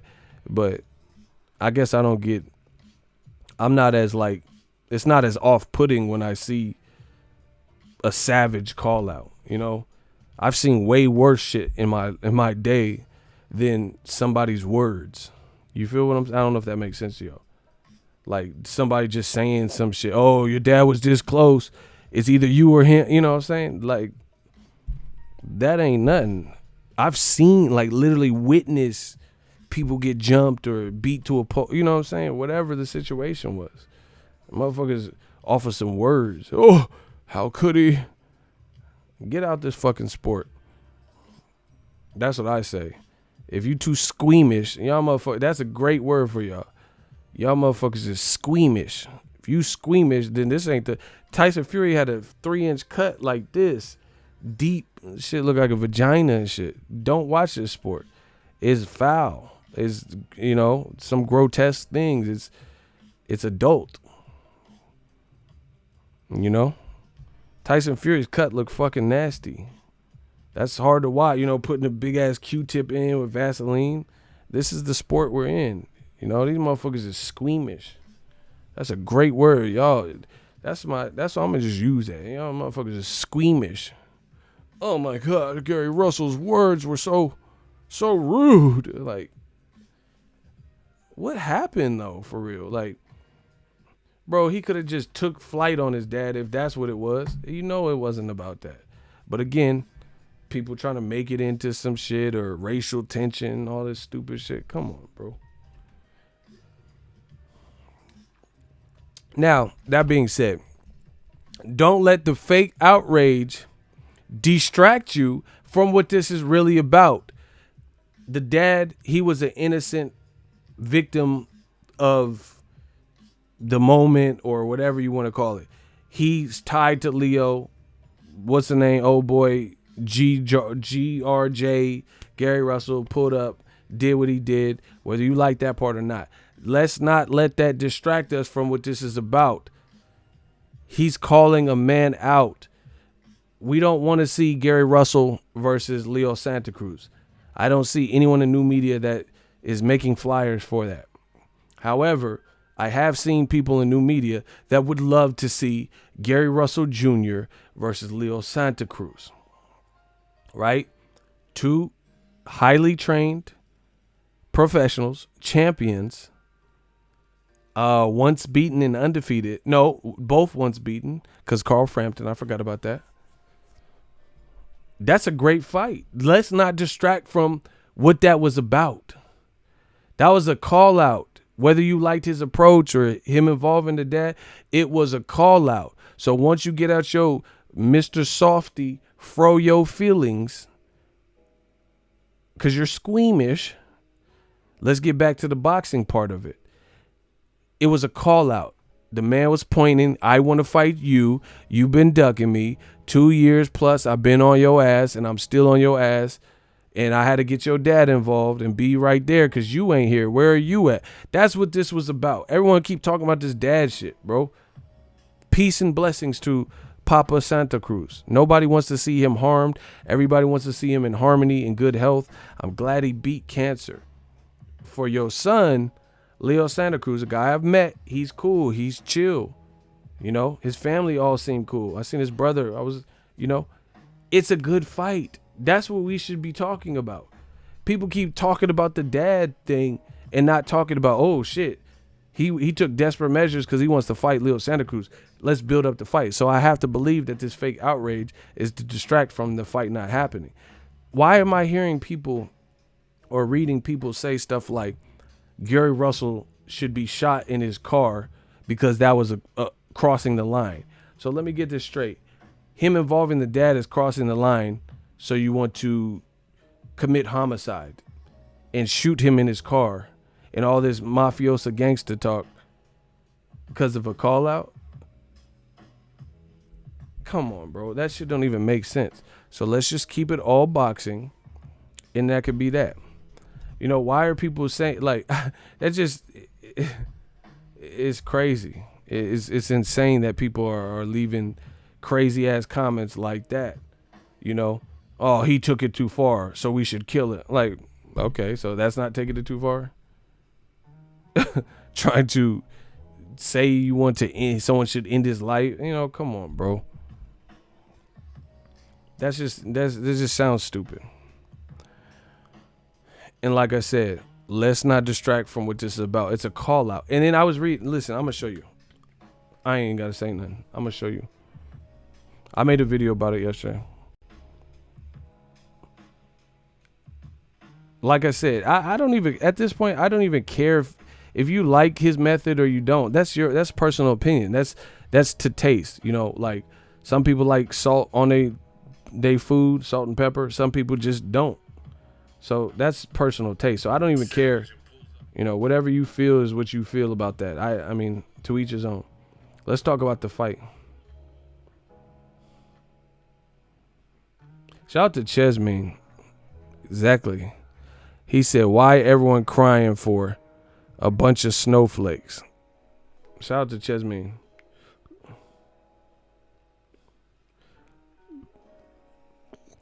Look, this is the video I did. Reyes Francisco, shaking my head, no respect. Come on, man.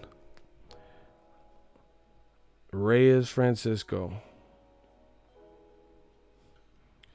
Gary Russell was savage for this.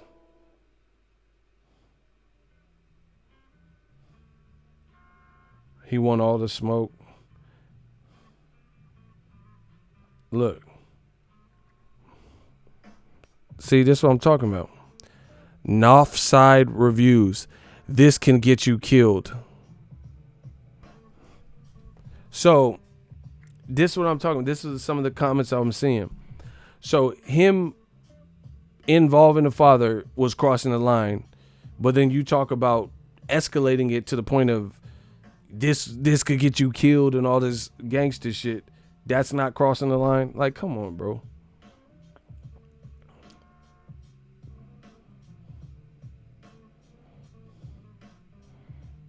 So I said, y'all act like he went and slapped Leo's dad. Pops didn't even understand what he was saying.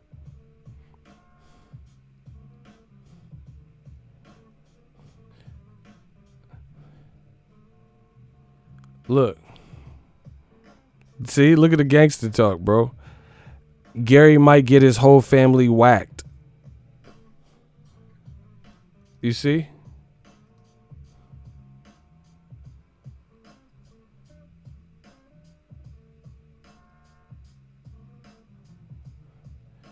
He said, I'm going to call you out and be like that with your dad. My pops got that Glock 19, so you could try that with my pops. I wouldn't recommend that, but that's on you.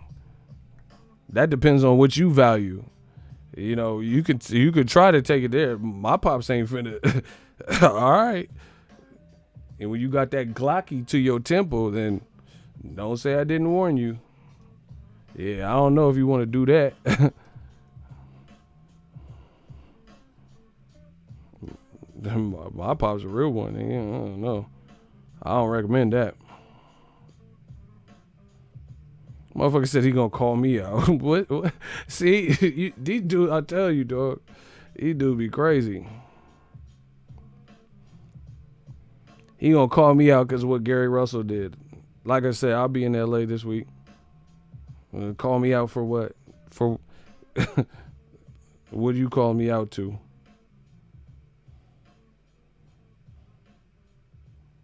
See, look, Adrian or Andrew Robellis, bro, his dad is fighting cancer, and you're saying you're gonna fuck up a cancer patient. Shit makes no sense. Y'all sounding dumb as fuck, but let Leo knock this boy out. And the same guys. saying it was cool will be saying he shouldn't have messed with his dad. Bro, you see what I'm saying? Like, motherfuckers trying to act like he was, like he went to the hospital and started pulling out the plug. You know what I'm saying? Like, this is like a horror movie or something. Like, he was like hooked up to like IVs and shit, and he started taking the plugs out. Like, come on, bro. I don't even think it was all that. I don't think he tried to do all that. Come on.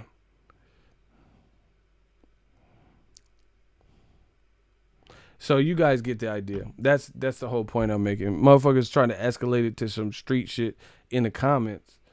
But this is a call out. This is about boxing. Gary Russell didn't say he's gonna pistol whip somebody. Like, what are we talking about? He wants to fight you. Let's not forget about that. See, now I gotta get in that ass. Leo Santa Cruz is cool. Like I said, I met him. Leo Santa Cruz did not fight Rigondeaux. In fact, nobody at 22, 26 fought Rigondeaux. So Rigondeaux ended up having to fight Lomachenko, who was way bigger, and he was also accomplished at 130. After years of only going a couple of rounds and inactivity because nobody would fight him. That's the reality of it. You know? So, yeah, they trying to pussify the fight game and turn it into some PG Disney movie or whatever. Hey, Victor, you out of pocket. Bro, he tried to get on the man's skin. That's really what it was. If he was really trying to goon out, I'm pretty sure he would have did something. And then he would be really, he'd be dealing with the laws and shit like Avery Sparrow and shit. So anyway, back to it. Nobody fought Rigondeaux, including Leo Santa Cruz. Rigondeaux's dad and him were saying stuff like, oh, we're not fighting Rigondeaux. I don't like his style.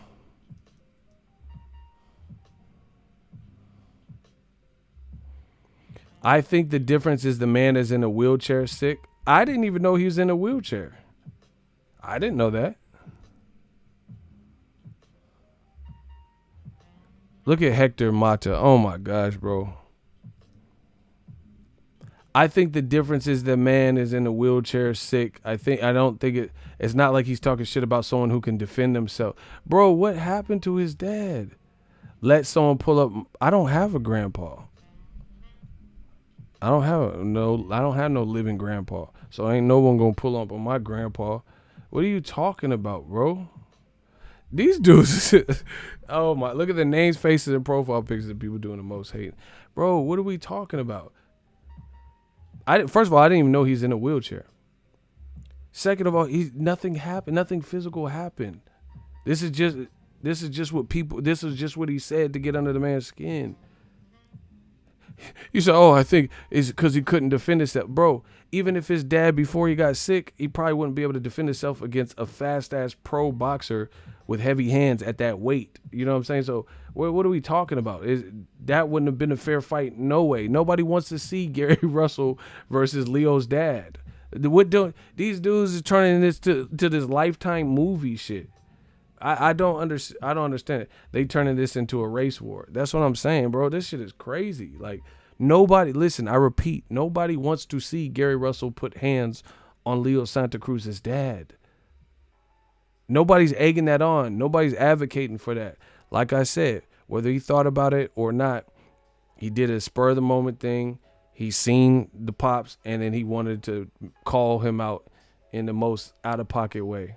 That's it. Again, if he really wanted to, if you're that close to someone and you want to touch him, you're going to touch him. That's just what it is.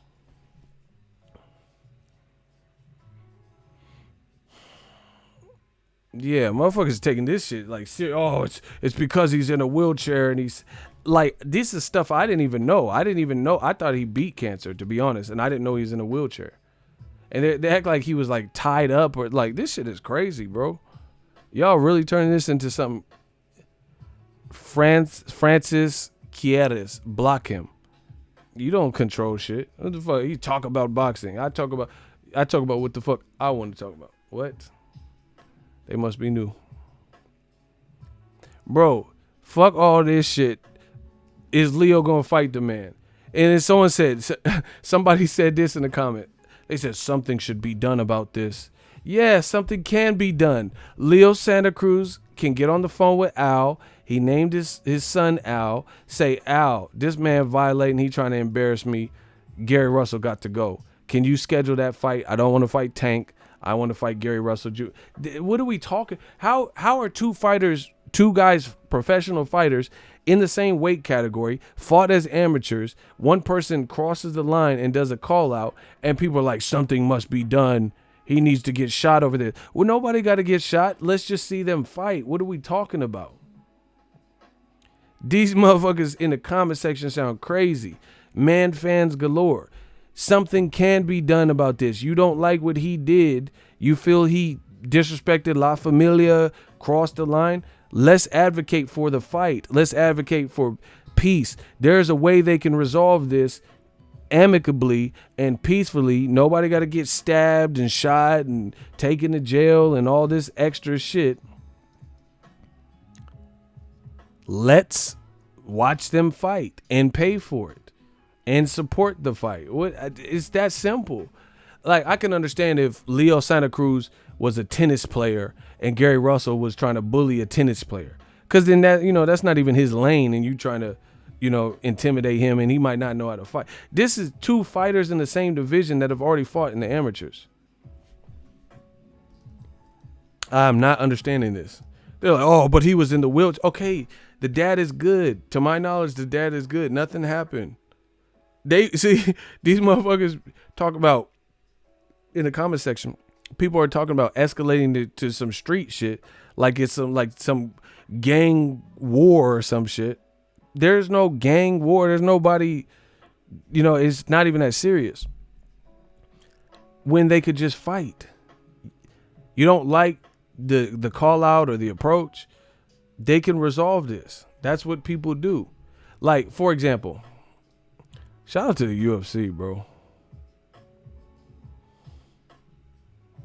And then people keep bringing up Lomachenko. Lomachenko ain't got nothing to do with it. Lomachenko daddy was not in the mix of this. What is Lomachenko? Bro, this got the motherfuckers' emotions on tilt. These motherfuckers, these man fans is going through menopause right now, bro. This shit's crazy. This shit, Loma's coming. What the fuck is Loma? We're not talking about Loma. No one said anything about Loma. See, when I bring up Loma, they say I'm hating. And then they bring up Loma for another.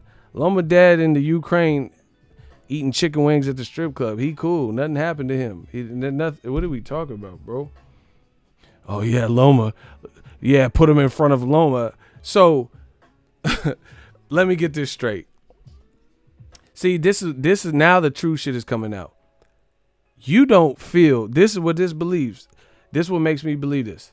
The man fans don't want to see Leo Santa Cruz fight Gary Russell because they don't think he's going to beat him. Because if you felt that Leo Santa Cruz was going to beat Gary Russell, then you would advocate for the fight. You wouldn't be bringing in Lomachenko. Loma don't have nothing to do with this. Loma already beat Gary Russell. That's their own business. You wouldn't be overly focused on, the dad's in a wheelchair. This is so wrong. Nothing happened to his dad. And we're all glad. Everybody in this chat, with a brain is happy that nothing nonsensical happened. But they want to keep, put it this way. If Gary Russell did that to Canelo's dad, then I feel like the man fans wouldn't be not advocating for the fight because they know Canelo way too big for Gary Russell. Do you feel what I'm saying? So they'll be like, oh yeah, now Canelo's coming to see you. They wouldn't be talking about Lomachenko because Canelo would, do his own deed against a fighter that small. You feel what I'm saying? People bringing up Lomachenko. So that, man, motherfuckers be telling on themselves. That's what it is. People they want to keep focused on the dad is fine. He's cool. He'll probably be at the fights this week with Sean Porter and Errol Spence. Great PBC card. This is about Leo Santa Cruz and Gary Russell. That's what it's supposed to be. So people act like Gary Russell kidnapped his dad and took him on a joyride, duct taped him. It was, to me, I didn't look at it like all that. I really didn't. Like if he did some shit like to real like come on man, like you see movies and Taken and shit. There's ways to really spook somebody, like tie him up, throw him in the van and shit. Oh shit. You know, it wasn't even that serious. He walked in the dressing room. He said, "Oh, I want to fight your son," blah blah blah, and put his arm around him. Now people saying he should be shot up and gang warfare, all this weird shit. Bro, fuck all that. It's not even that serious. He tried to insult you. He tried to call you out in a way that would get your attention. He clearly got everyone's attention, and then people are trying to turn it into some soft ass. Shut that soft ass shit up. Like Broner said. The bottom line is this can all be resolved by heeding the call out. For example, shout out to the UFC. Sign up for ESPN Plus using my link below in all of my videos. Purchase that Nate Diaz versus Jorge Masvidal. I love both of them because this is what I'm talking about. I seen an ESPN like build up, promo, and then they surprised Masvidal. He didn't know he hadn't seen his dad in a while because he was in training camp or something. And then they surprised his dad was in the other room. And he's like, yeah, man. They said, what do you feel about your dad? He's like, man, I love my dad. My dad taught me everything, blah, blah, blah. And then they're like, oh, what's this? And then someone opened the door and his dad walked in and they embraced and hugged and whoop, whoop, whoop. So, for example, if somebody did something to Jorge Masvidal's dad, based on what I know of him, I don't know him personally, right? He's going to be like, all right, let's fight. Dana White set me up. If someone did it to Nate Diaz's family, I feel like the same thing would be said. Nate Diaz beat Pettis convincingly, and they said, what do you want next? He said, oh, yeah, I'm a badass motherfucker, so I want to fight another badass motherfucker, Jorge Masvidal. He's a gangster, but he ain't no West Coast gangster like me. Boom. What do you know? Dana White talked to both parties. They agreed. The fight was made. Why can't we get that with Gary Russell Jr.? Nate Diaz said, I'm a badass motherfucker. I'm not surprised, motherfucker. And so is Masvidal, but he ain't no West Coast gangster like me. That's who I want to fight. G shit. We West Coast gangsters. Then the fight is made. People were like, oh, but his dad is sick. He's ill in a wheelchair. Bro, nothing happened to his dad. Chill. The call out was directly, he kept saying, Leo, I want to fight you, Leo. And people keep reverting to the father stuff. That's cool. He brought his dad in, whether you agree with that or not, he brought his dad into it. Leo could absolutely do. Masvidal heard Nate Diaz call his name out and answered the call. Period. I don't understand what's so hard.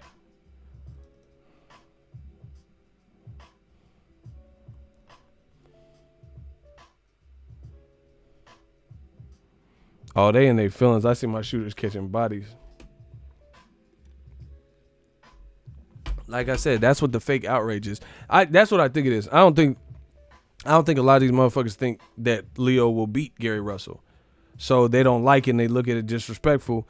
And now they're trying to take it, way out the ballpark and turn it into some street shit and say, this would have never happened in LA or LA, Leo got goons and all types of other shit. It's not even really about that, Like some people are talking like they're the head of a cartel, like, Pablo Escobar. Where's this even coming from, bro? Nobody was touched. Nobody was harmed. Thank God, thankfully. But there's an easy way to resolve this. And that's to fight. And the funny thing is, Leo Santa Cruz did not fight Rigondeaux. He could have easily. He said, Tekashi 6ix9ine finna snitch on Gary Russell. I'm done. So I just feel like that's an easy fix. He did something cross the line, in your opinion. You're in the same weight division. Fight him. That's a great fight.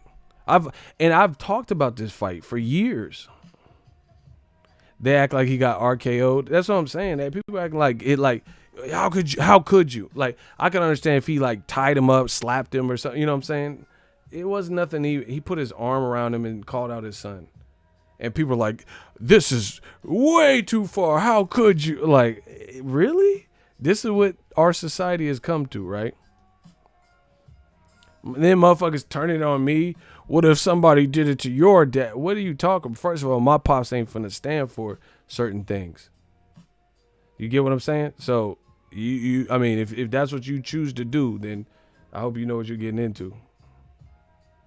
You know, but what are we talking about? Like this, it like people turn this into like Bloods and Crips. Like this is some gang warfare. Like this is a known like, oh yeah, you know, Gary Russell kid, no fly list. What are we talking about? Cause he want to fight somebody, bro. Name another fighter when they call someone out that made this much of an uproar where people were mad. I thought that's what I'm saying. They're trying to make boxing like super Disney.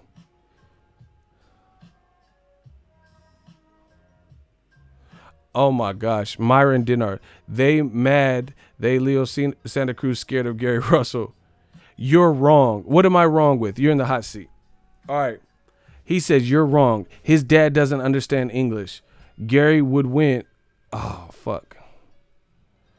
Gary would win Leo, but that was disgusting act by him grabbing a man in a wheelchair fighting cancer. Wrong. What am I wrong with? What did I say that was what? Oh my gosh, bro. These motherfuckers in the comment section. Bro, how am I wrong? What am I wrong with? I don't get what I said. I didn't. First of all, I'm not Gary Russell. I didn't do anything. I didn't do anything to Leo. I've seen Leo's dad at events. I never did nothing to him. So what do we talk? How am I wrong? These motherfuckers is crazy, bro. They saying I'm wrong. Like I did something. What did I do? I'm just a kid from the gutter making this butter off these bloodsuckers. Like, what did I do? Motherfucker, you're wrong. The Black Channel, you're all wrong. What the fuck did I do? He said I'm wrong. Whatever.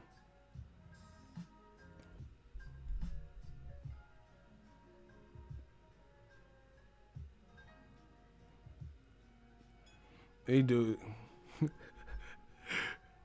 He said they act like Gary pulled a gun on Leo.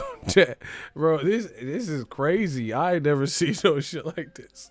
I really haven't. Like what? I don't understand. Okay, put it this way. Here's an example.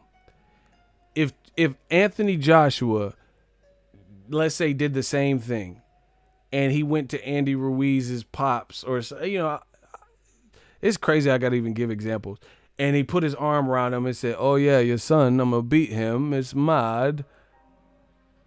Then Andy Ruiz is gonna defend his family's honor if he felt the type of way, and he's gonna fight him. Right? What I know about Andy Ruiz, and I don't know him personally like that, but what I know of his character, if he took offense to something like that and something's in his weight class and it makes sense and it's like feasible and the guy's been calling him out for a year, wouldn't Andy Ruiz fight Joshua? I don't understand what the, like, they keep, oh, he's like, they're doing stuff to try to, like, the man fans are doing stuff to try to pull at your heartstrings and turn it into some, like, he wanted to taunt, like he put a knife to somebody who was terminally ill. That's what I feel like people are trying to, they're turning this to like a Lifetime movie, like a Tyler Perry movie or something. Like, he kidnapped Leo's dad or something. I didn't take it like all that. I really didn't. Like, they're acting as if Gary Russell like really did something. Like, all he did was really talk. Hey, y'all gotta chill with these comments. Like, I'm being serious. Like, what happened? Like, can y'all got pictures, like bruises or something from Leo's dad? Like, I don't really understand what's happening with the game right now. Bro, all he did was taunted Leo by using his dad. Like, hi, you're not here, but your pop's here. I'm right here next. and people, oh fucking, I'm gonna shoot up his tour bus. Like what the fuck? He got bruises? All right, send the pictures. Come on, LJ. No, I really want to understand this. I want to understand what happened. Bro, he said he did a savage call out or try to make it look sad. That's it.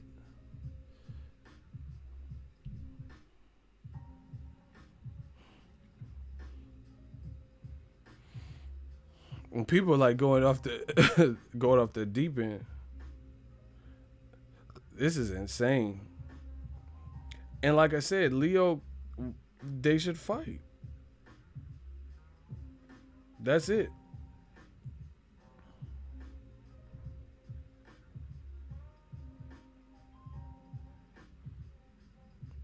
It's like people are saying people are saying everything but they should fight. I feel like I'm one of the only people saying they should fight. Like explain it. Somebody explain it to me. I'm listening.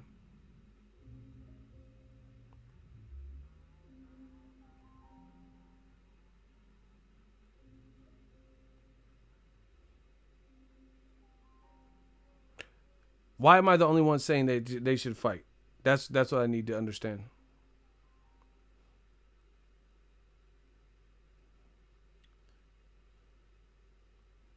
Someone explain that to me. People keep belaboring the dad being in it. So I'm the only one that thinks they should fight.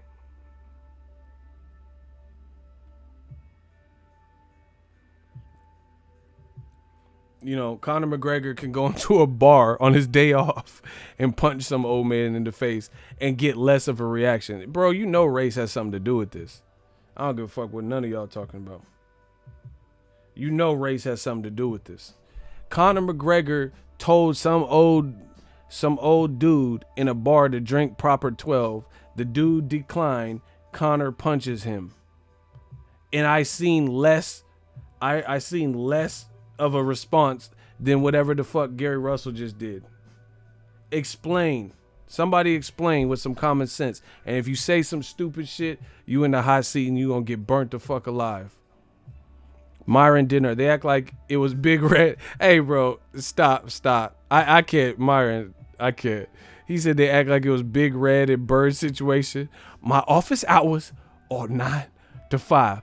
Open the goddamn window. Yeah, that's what I'm saying. Like, I could understand if it was some Suge shit, Vanilla Ice, or some Big Red. My office hours, 9 to 5. Open the goddamn window. Yeah, ain't nobody want to shoot Conor McGregor or say he can't come to LA or can't come back home. Bro, what are we talking about? My office hours are 9 to 5. Like, honestly, I just need to know what we're talking about. Are you in charge of the girls? Should Leo Santa Cruz and Gary Russell Jr., after this debacle, should they fight? That's what I want to know. In your humble opinion, should they fight? Are you in charge of the girls? I am in charge of the girls. What movie is that from? People keep skipping around the most simplistic of answers of all of this. Should Leo Santa Cruz fight Gary Russell after this violation? Oh, Myron Dinard be on his shit. I am in charge of the girl. Are you in charge of the girl? Oh, bro, are you in charge of the girls type shit?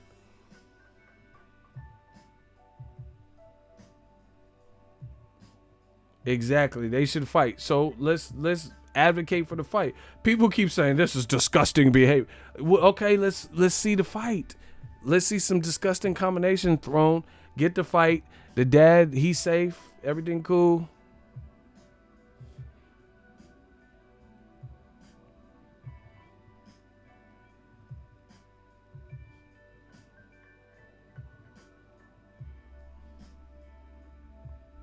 See, that's what I'm saying. People talking all this gangster mafioso shit, but it sounds like they don't want to fight. Because if you want to fight, then you would be like, oh, Leo, he coming for that boy. He gonna beat his ass.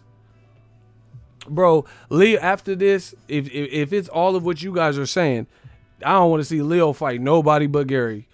Because y'all the ones taking it.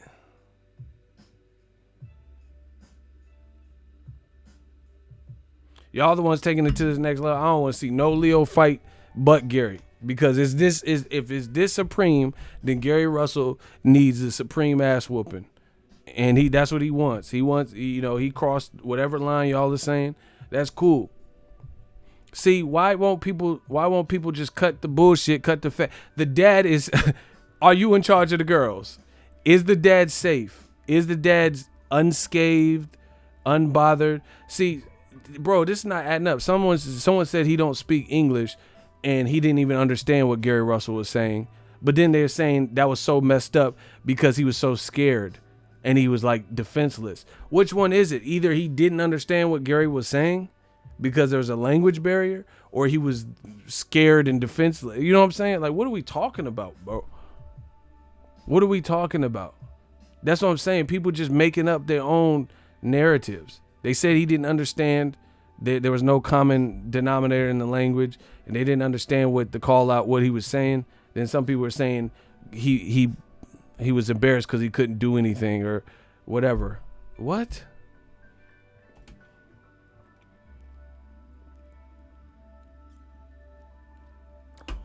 There's an easy way to fix this. Same advisor, same weight class. You guys have already fought in the amateurs. Can we see the fight?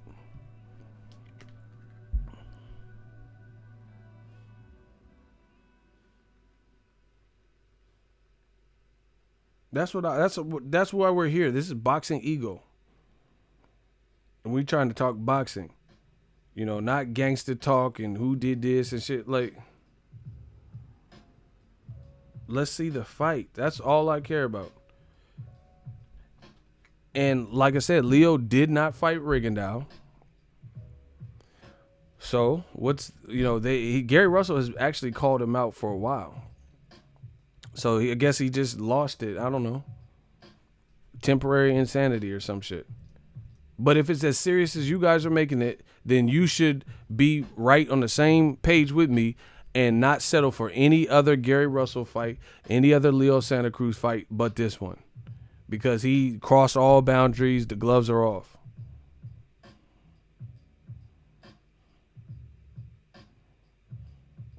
I don't know. I think I'm just from a different era or something. Like, I didn't even, when Jay said the part that left condoms on your baby seat, I thought that was hard. Me and the boy AI got more in common. It's just balling and rhyming. Get it? More in common. I came in your Jeep, left condoms on your baby seat, nigga. Nas said I'ma beat you up. I'll still whip your ass. You 28 in a karate class. Bro, that's what it is. Like, how's one person going with whiskers like a rat compared to beans you whack? Eminem murdered you on your own shit. Bro, it's war. Like, you get what I'm saying? So I didn't feel it though. People were like, oh, Jay crossed the line. He didn't cross the line. Nas said he said you 28 in a karate class, you I'll still whip your ass. You Tybo ho. So why can't Jay say, I skeeted in your Jeep, left condoms in your baby seat, nigga? Like, why can't he do that? That's kind of how I look at this situation. People are trying to dumb this shit all the way down. Wilder, like Bermain Stavern even, Wilder said, oh my God, I want to catch a body. And then Stavern said, I'm going to kill you. Bro, that's a fair fight. Why are people saying Wilder should be stripped of the WBC? They both professional fighters, and Bermain Stavern said he talked his talk, Wilder talked his talk. Why are people so angry with Wilder? Bermain, people forget about it. I was there. Bermain Stavern said, I'm going to kill you to Wilder.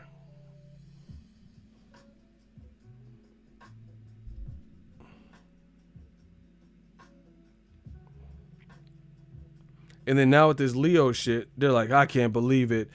You lost a fan in me, Gary Russell. I was a fan. These motherfuckers be acting like they supported Gary Russell. Like they supported him, and now all of a sudden they don't support him because of this shit. Get the fuck out of here. Ain't nobody was talking about Gary Russell but a select few people. Yeah, Wilder really could catch him a body though. Especially if there's no refs. There's no refs, somebody would be dead by now. For sure. Yeah, somebody would be dead fucking around with Wilder if there was no ref.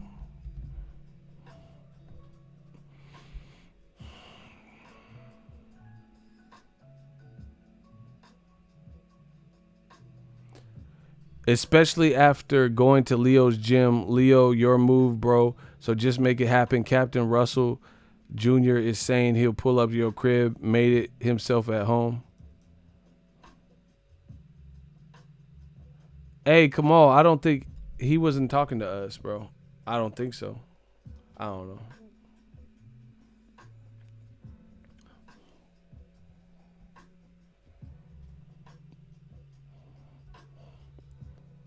Yeah, man, it's just weird. People have this affinity for blood and bloodlust and shit in the actual fights. Like, okay, for example, some of these same people that are saying Gary Russell took it too far, some of them are the same fans that call Mayweather a runner. So it feels like it's ironic. It seems like you would appreciate the savagery because, according to you, when somebody is graceful, tactical, preserves himself, uses different angles and changes levels, then they're runners and bitches and chickens. And some of the same people are now saying, oh yeah, he needs to take it back. So it just the whole mindset. That's why I know race has something to do with it, because the whole mindset is all over the place. There's nothing consistent about it. If you're graceful in the ring and, like, you know, you hate that, so-and-so is a runner, right? If you're a God-fearing man like Andre Ward, who just minds his own business, does his talking in the ring, then he need to be more like Broner. He need to trash talk more. Then you do like Wilder or Floyd or Broner, then they say you talk too much shit. This is what they do to black fighters.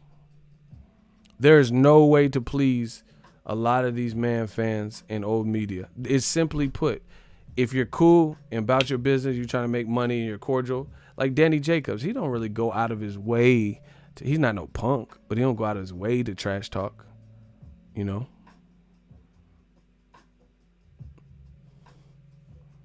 That's not good enough. They still pick Canelo and Triple G to beat him.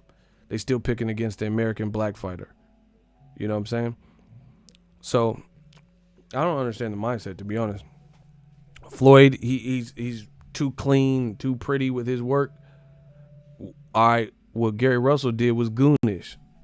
Now they mad at that and said he went too far. Like, what the fuck do people want? What do people want? But meanwhile, Conor McGregor can attack somebody, a bus, get glass in people's eye, punch an old man for not drinking his brand of whiskey, and, you know, slap cell phones out of people's hand. See, bro, you don't notice a pattern? Gervonta Tank Davis slapped a phone out of somebody's hand, and people was making videos. This is just foul behavior. First of all, Gervonta is younger than Conor. So when you're young, 22, 21, you're probably bound to make a few more mistakes than when you're 30, right? So how come Tank slapped somebody's phone? They saying he should be banned from boxing and this is no championship behavior. Like Conor McGregor don't be running around throwing Home Depot dollies at buses. We know what this is about. They hate black male aggression. Facts. Prove otherwise. Prove otherwise. Bro, we see it. Broner talks shit, he's annoying. Floyd talks shit, he crossed lines. He's a woman beater. Conor McGregor got a rape case. I don't know what happened with it, but some chick in Ireland said that's what happened. You know, I don't know if it's true or not, but all you hear is woman beater Floyd, but you don't hear no one attach that type of shit. ESPN, when they was talking about Floyd Mayweather, they showed him in cuffs. This motherfucker said, you are anoint. Yeah, we're going to anoint you out of here. Martin Hernandez. You don't even know what the fuck you typing, bro. You need some schooling. You are anoint. Bro, you gotta learn how to type if you want to diss me.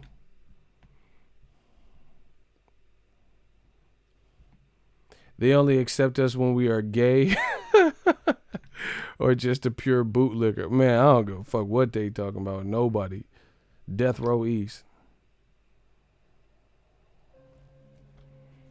Bro, y'all know what everything I'm saying is true. So anyway, this Leo Santa Cruz, these motherfuckers in my comment section, oh, the audacity of Gary Russell. What? Like, I didn't even know Leo Santa Cruz was in a gang until this Gary Russell shit. That's how people say, oh, Leo's so connected and Gary Russell need to watch his back. I'm like, damn, I didn't even know Leo was like thugging like that. But apparently, you know, he Treyway or something. I didn't even know. Every time I see him, he's just cool at the boxing fights, quiet. You know, but they made it like, oh shit, Gary Russell done fucked up. Man, the dad is cool. Shout out to my dude Icy. They hate our aggression, but their females love it. Bro, stop, bro. Before we get these stupid ass comments in here. So yeah, man, I didn't take it like everyone else. I come from the Tyson eras and shit. Roy Jones told you. He said, I didn't want to have to do this, but y'all made me. What didn't you want to have to do, Roy? He said, I didn't want to have to go back to the old RJ because I would have killed that boy by mistake. Roy was talking that talk. He's my favorite fighter. He said, I didn't want to have to do this, but y'all made me. See, when it's two black fighters, like, I don't see this. I don't see. Nobody said Roy Jones need to get his car whip shot up and shit. This man said, I didn't want to have to do this, but y'all made me. I didn't want to have to go back to old RJ. I would have killed that boy by mistake.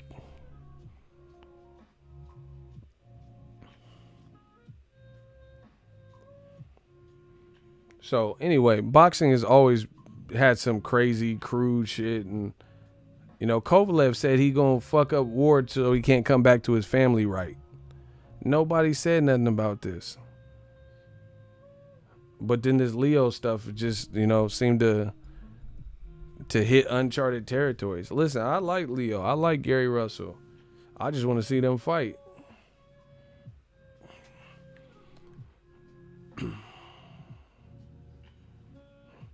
Man, it's just people act like this was like it's like instantly turned into prison because prisons are separated by race. You feel what I'm saying? And people instantly turn this into prison shit. Like, you know, Gary Russell crossed the back and like he watch his bag, he crossed the line. What do we talk? The bottom line is this: people are trying to distract from what this is about. The man got called out. If everyone is so awestruck and offended by it, then that was his intent. And there's an easy resolution for it. Respond to the call out and let's get us a good ass fight. A meaningful fight. People want to just keep talking. See, there's nothing to really, I get paid to talk. Young dictionary make words make sense. But there's only certain things I want to talk about. Do you get what I'm saying? Like, there's only so long I want to talk about this stuff. The bottom line is this is a fair fight. Similar. Leo's probably bigger than Gary Russell, to be honest. He's a good fighter. Once they got 2 losses between the two of them, I believe. Speed versus volume. You know, this is a good ass fight. What are we talking about? People keep talking about the dad stuff, and the dad is fine. But they won't talk about the fight.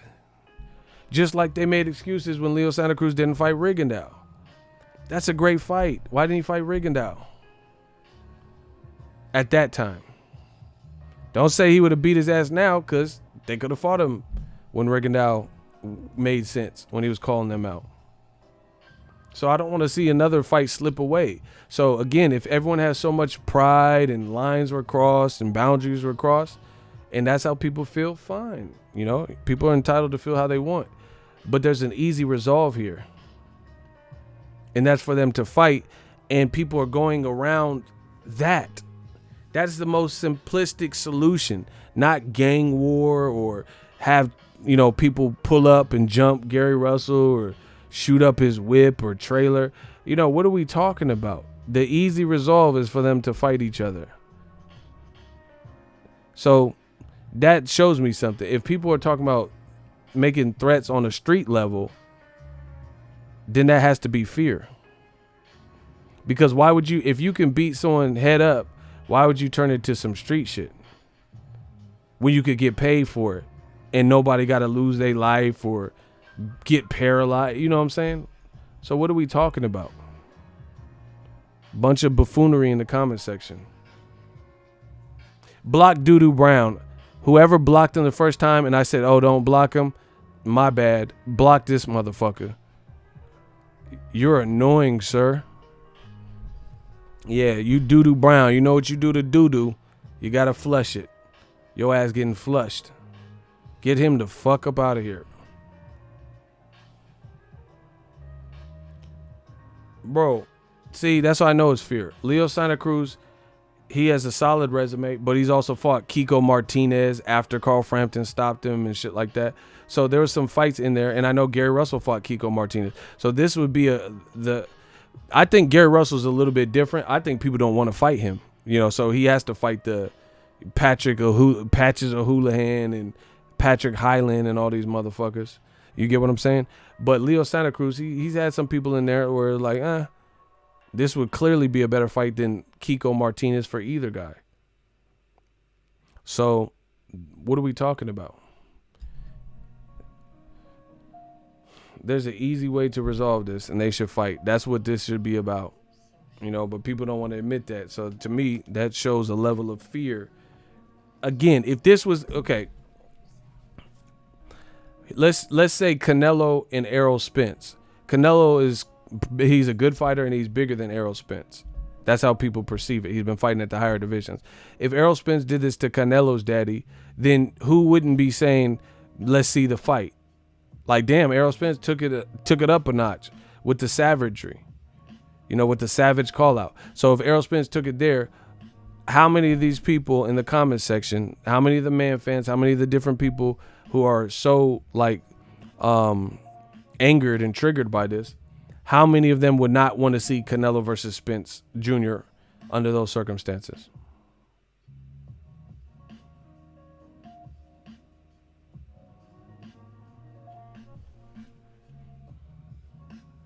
Now I'm asking you guys.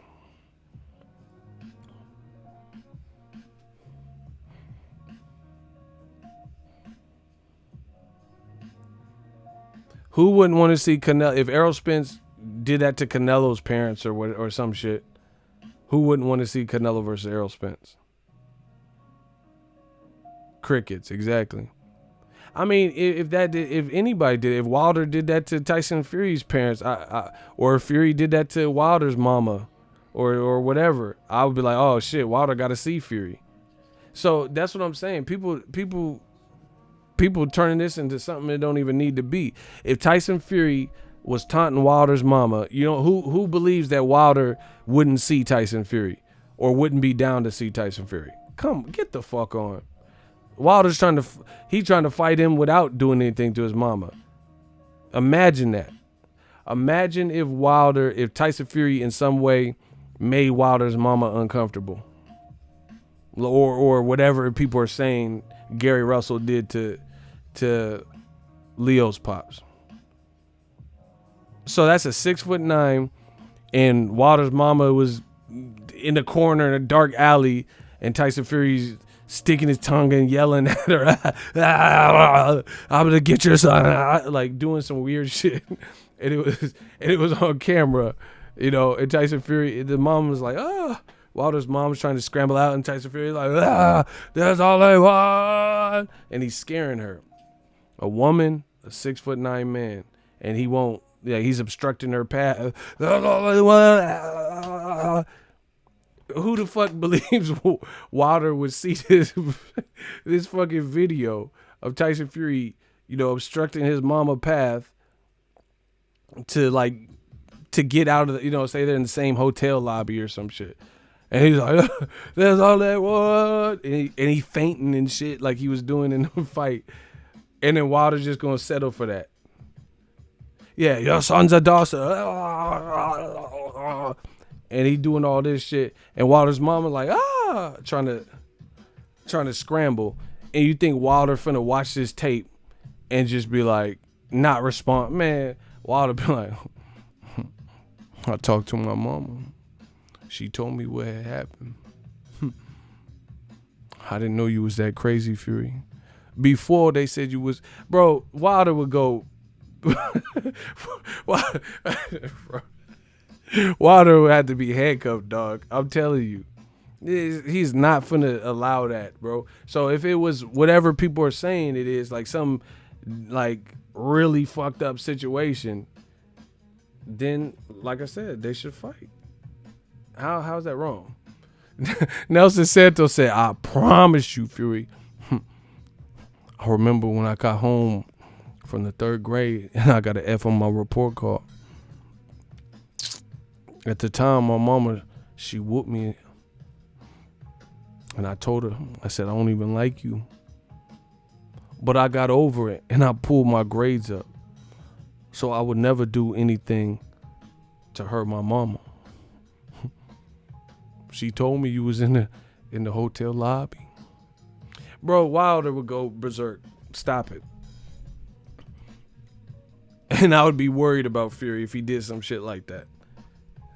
And not on no street shit, on some fight shit. In the ring, sanctioned fight, not guns and shit. Wilder got a rocket launcher. Everybody got guns, bro.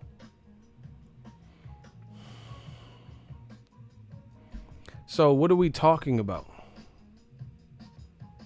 Yep, Mayorga slapped Shane Mosley's girlfriend's ass. Mosley knocked him out. I was there. The forum. I will baptize you for what you did to my mama, Fury. Not my mama biscuits. Bro, come on. So why people are trying to get a get out of jail free card for Leo, but then they're acting so what's the word? Like pride, like people are acting so prideful and feel so disrespected, but they're not talking about Leo fighting him. I don't even understand that.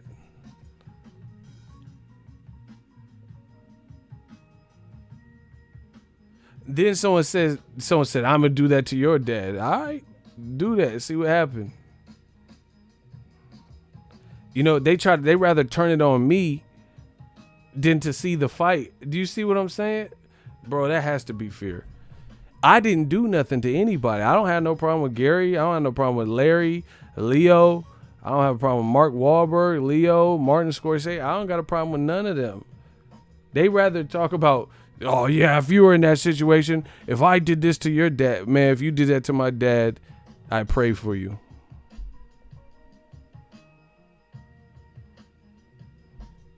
We should just be talking about the fight. You feel me? Hey, passive student, unhide him. I think he was just adding on to the joke. Real talk.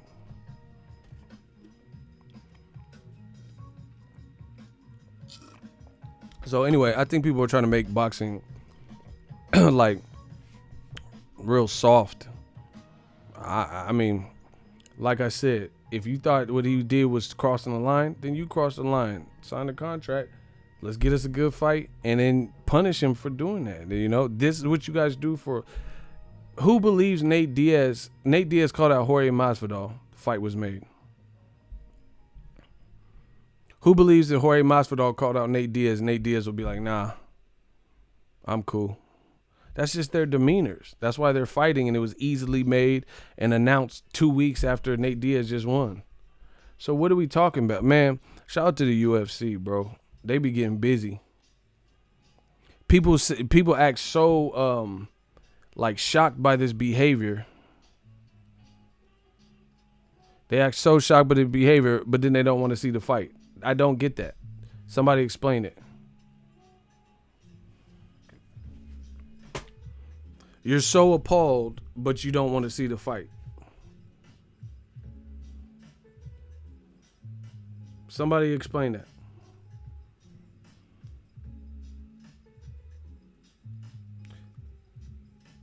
I can explain.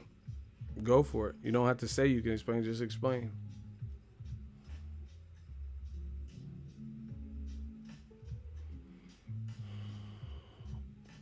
How are you not advocating for the fight? People are tweeting Gary Russell.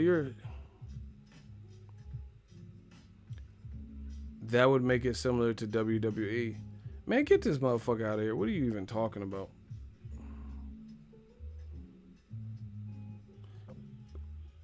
Were they mad when McGregor talked crap about Khabib, or when he talked about Khabib's religion, him being a Muslim, and his girlfriend wearing the traditional garment, and then he deleted the tweet?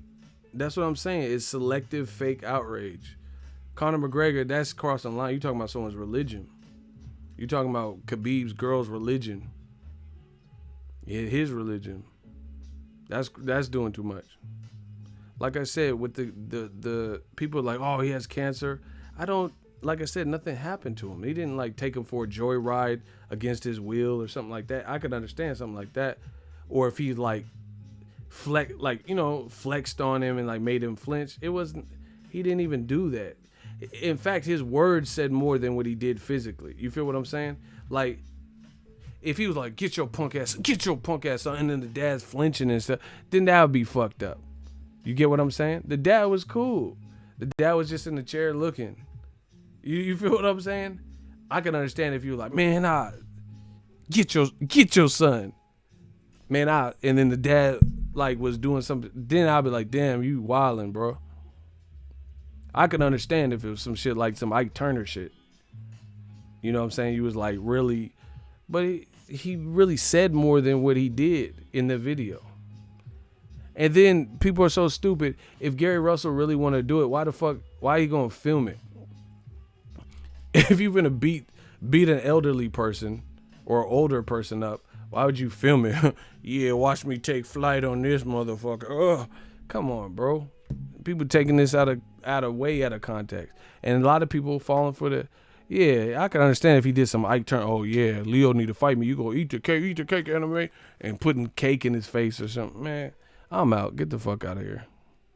I didn't see all that. Like, nothing happened, you know. It's like, to me, that's like a music video with prop pistols. Nothing really happened. Nothing really popped off. I'm out.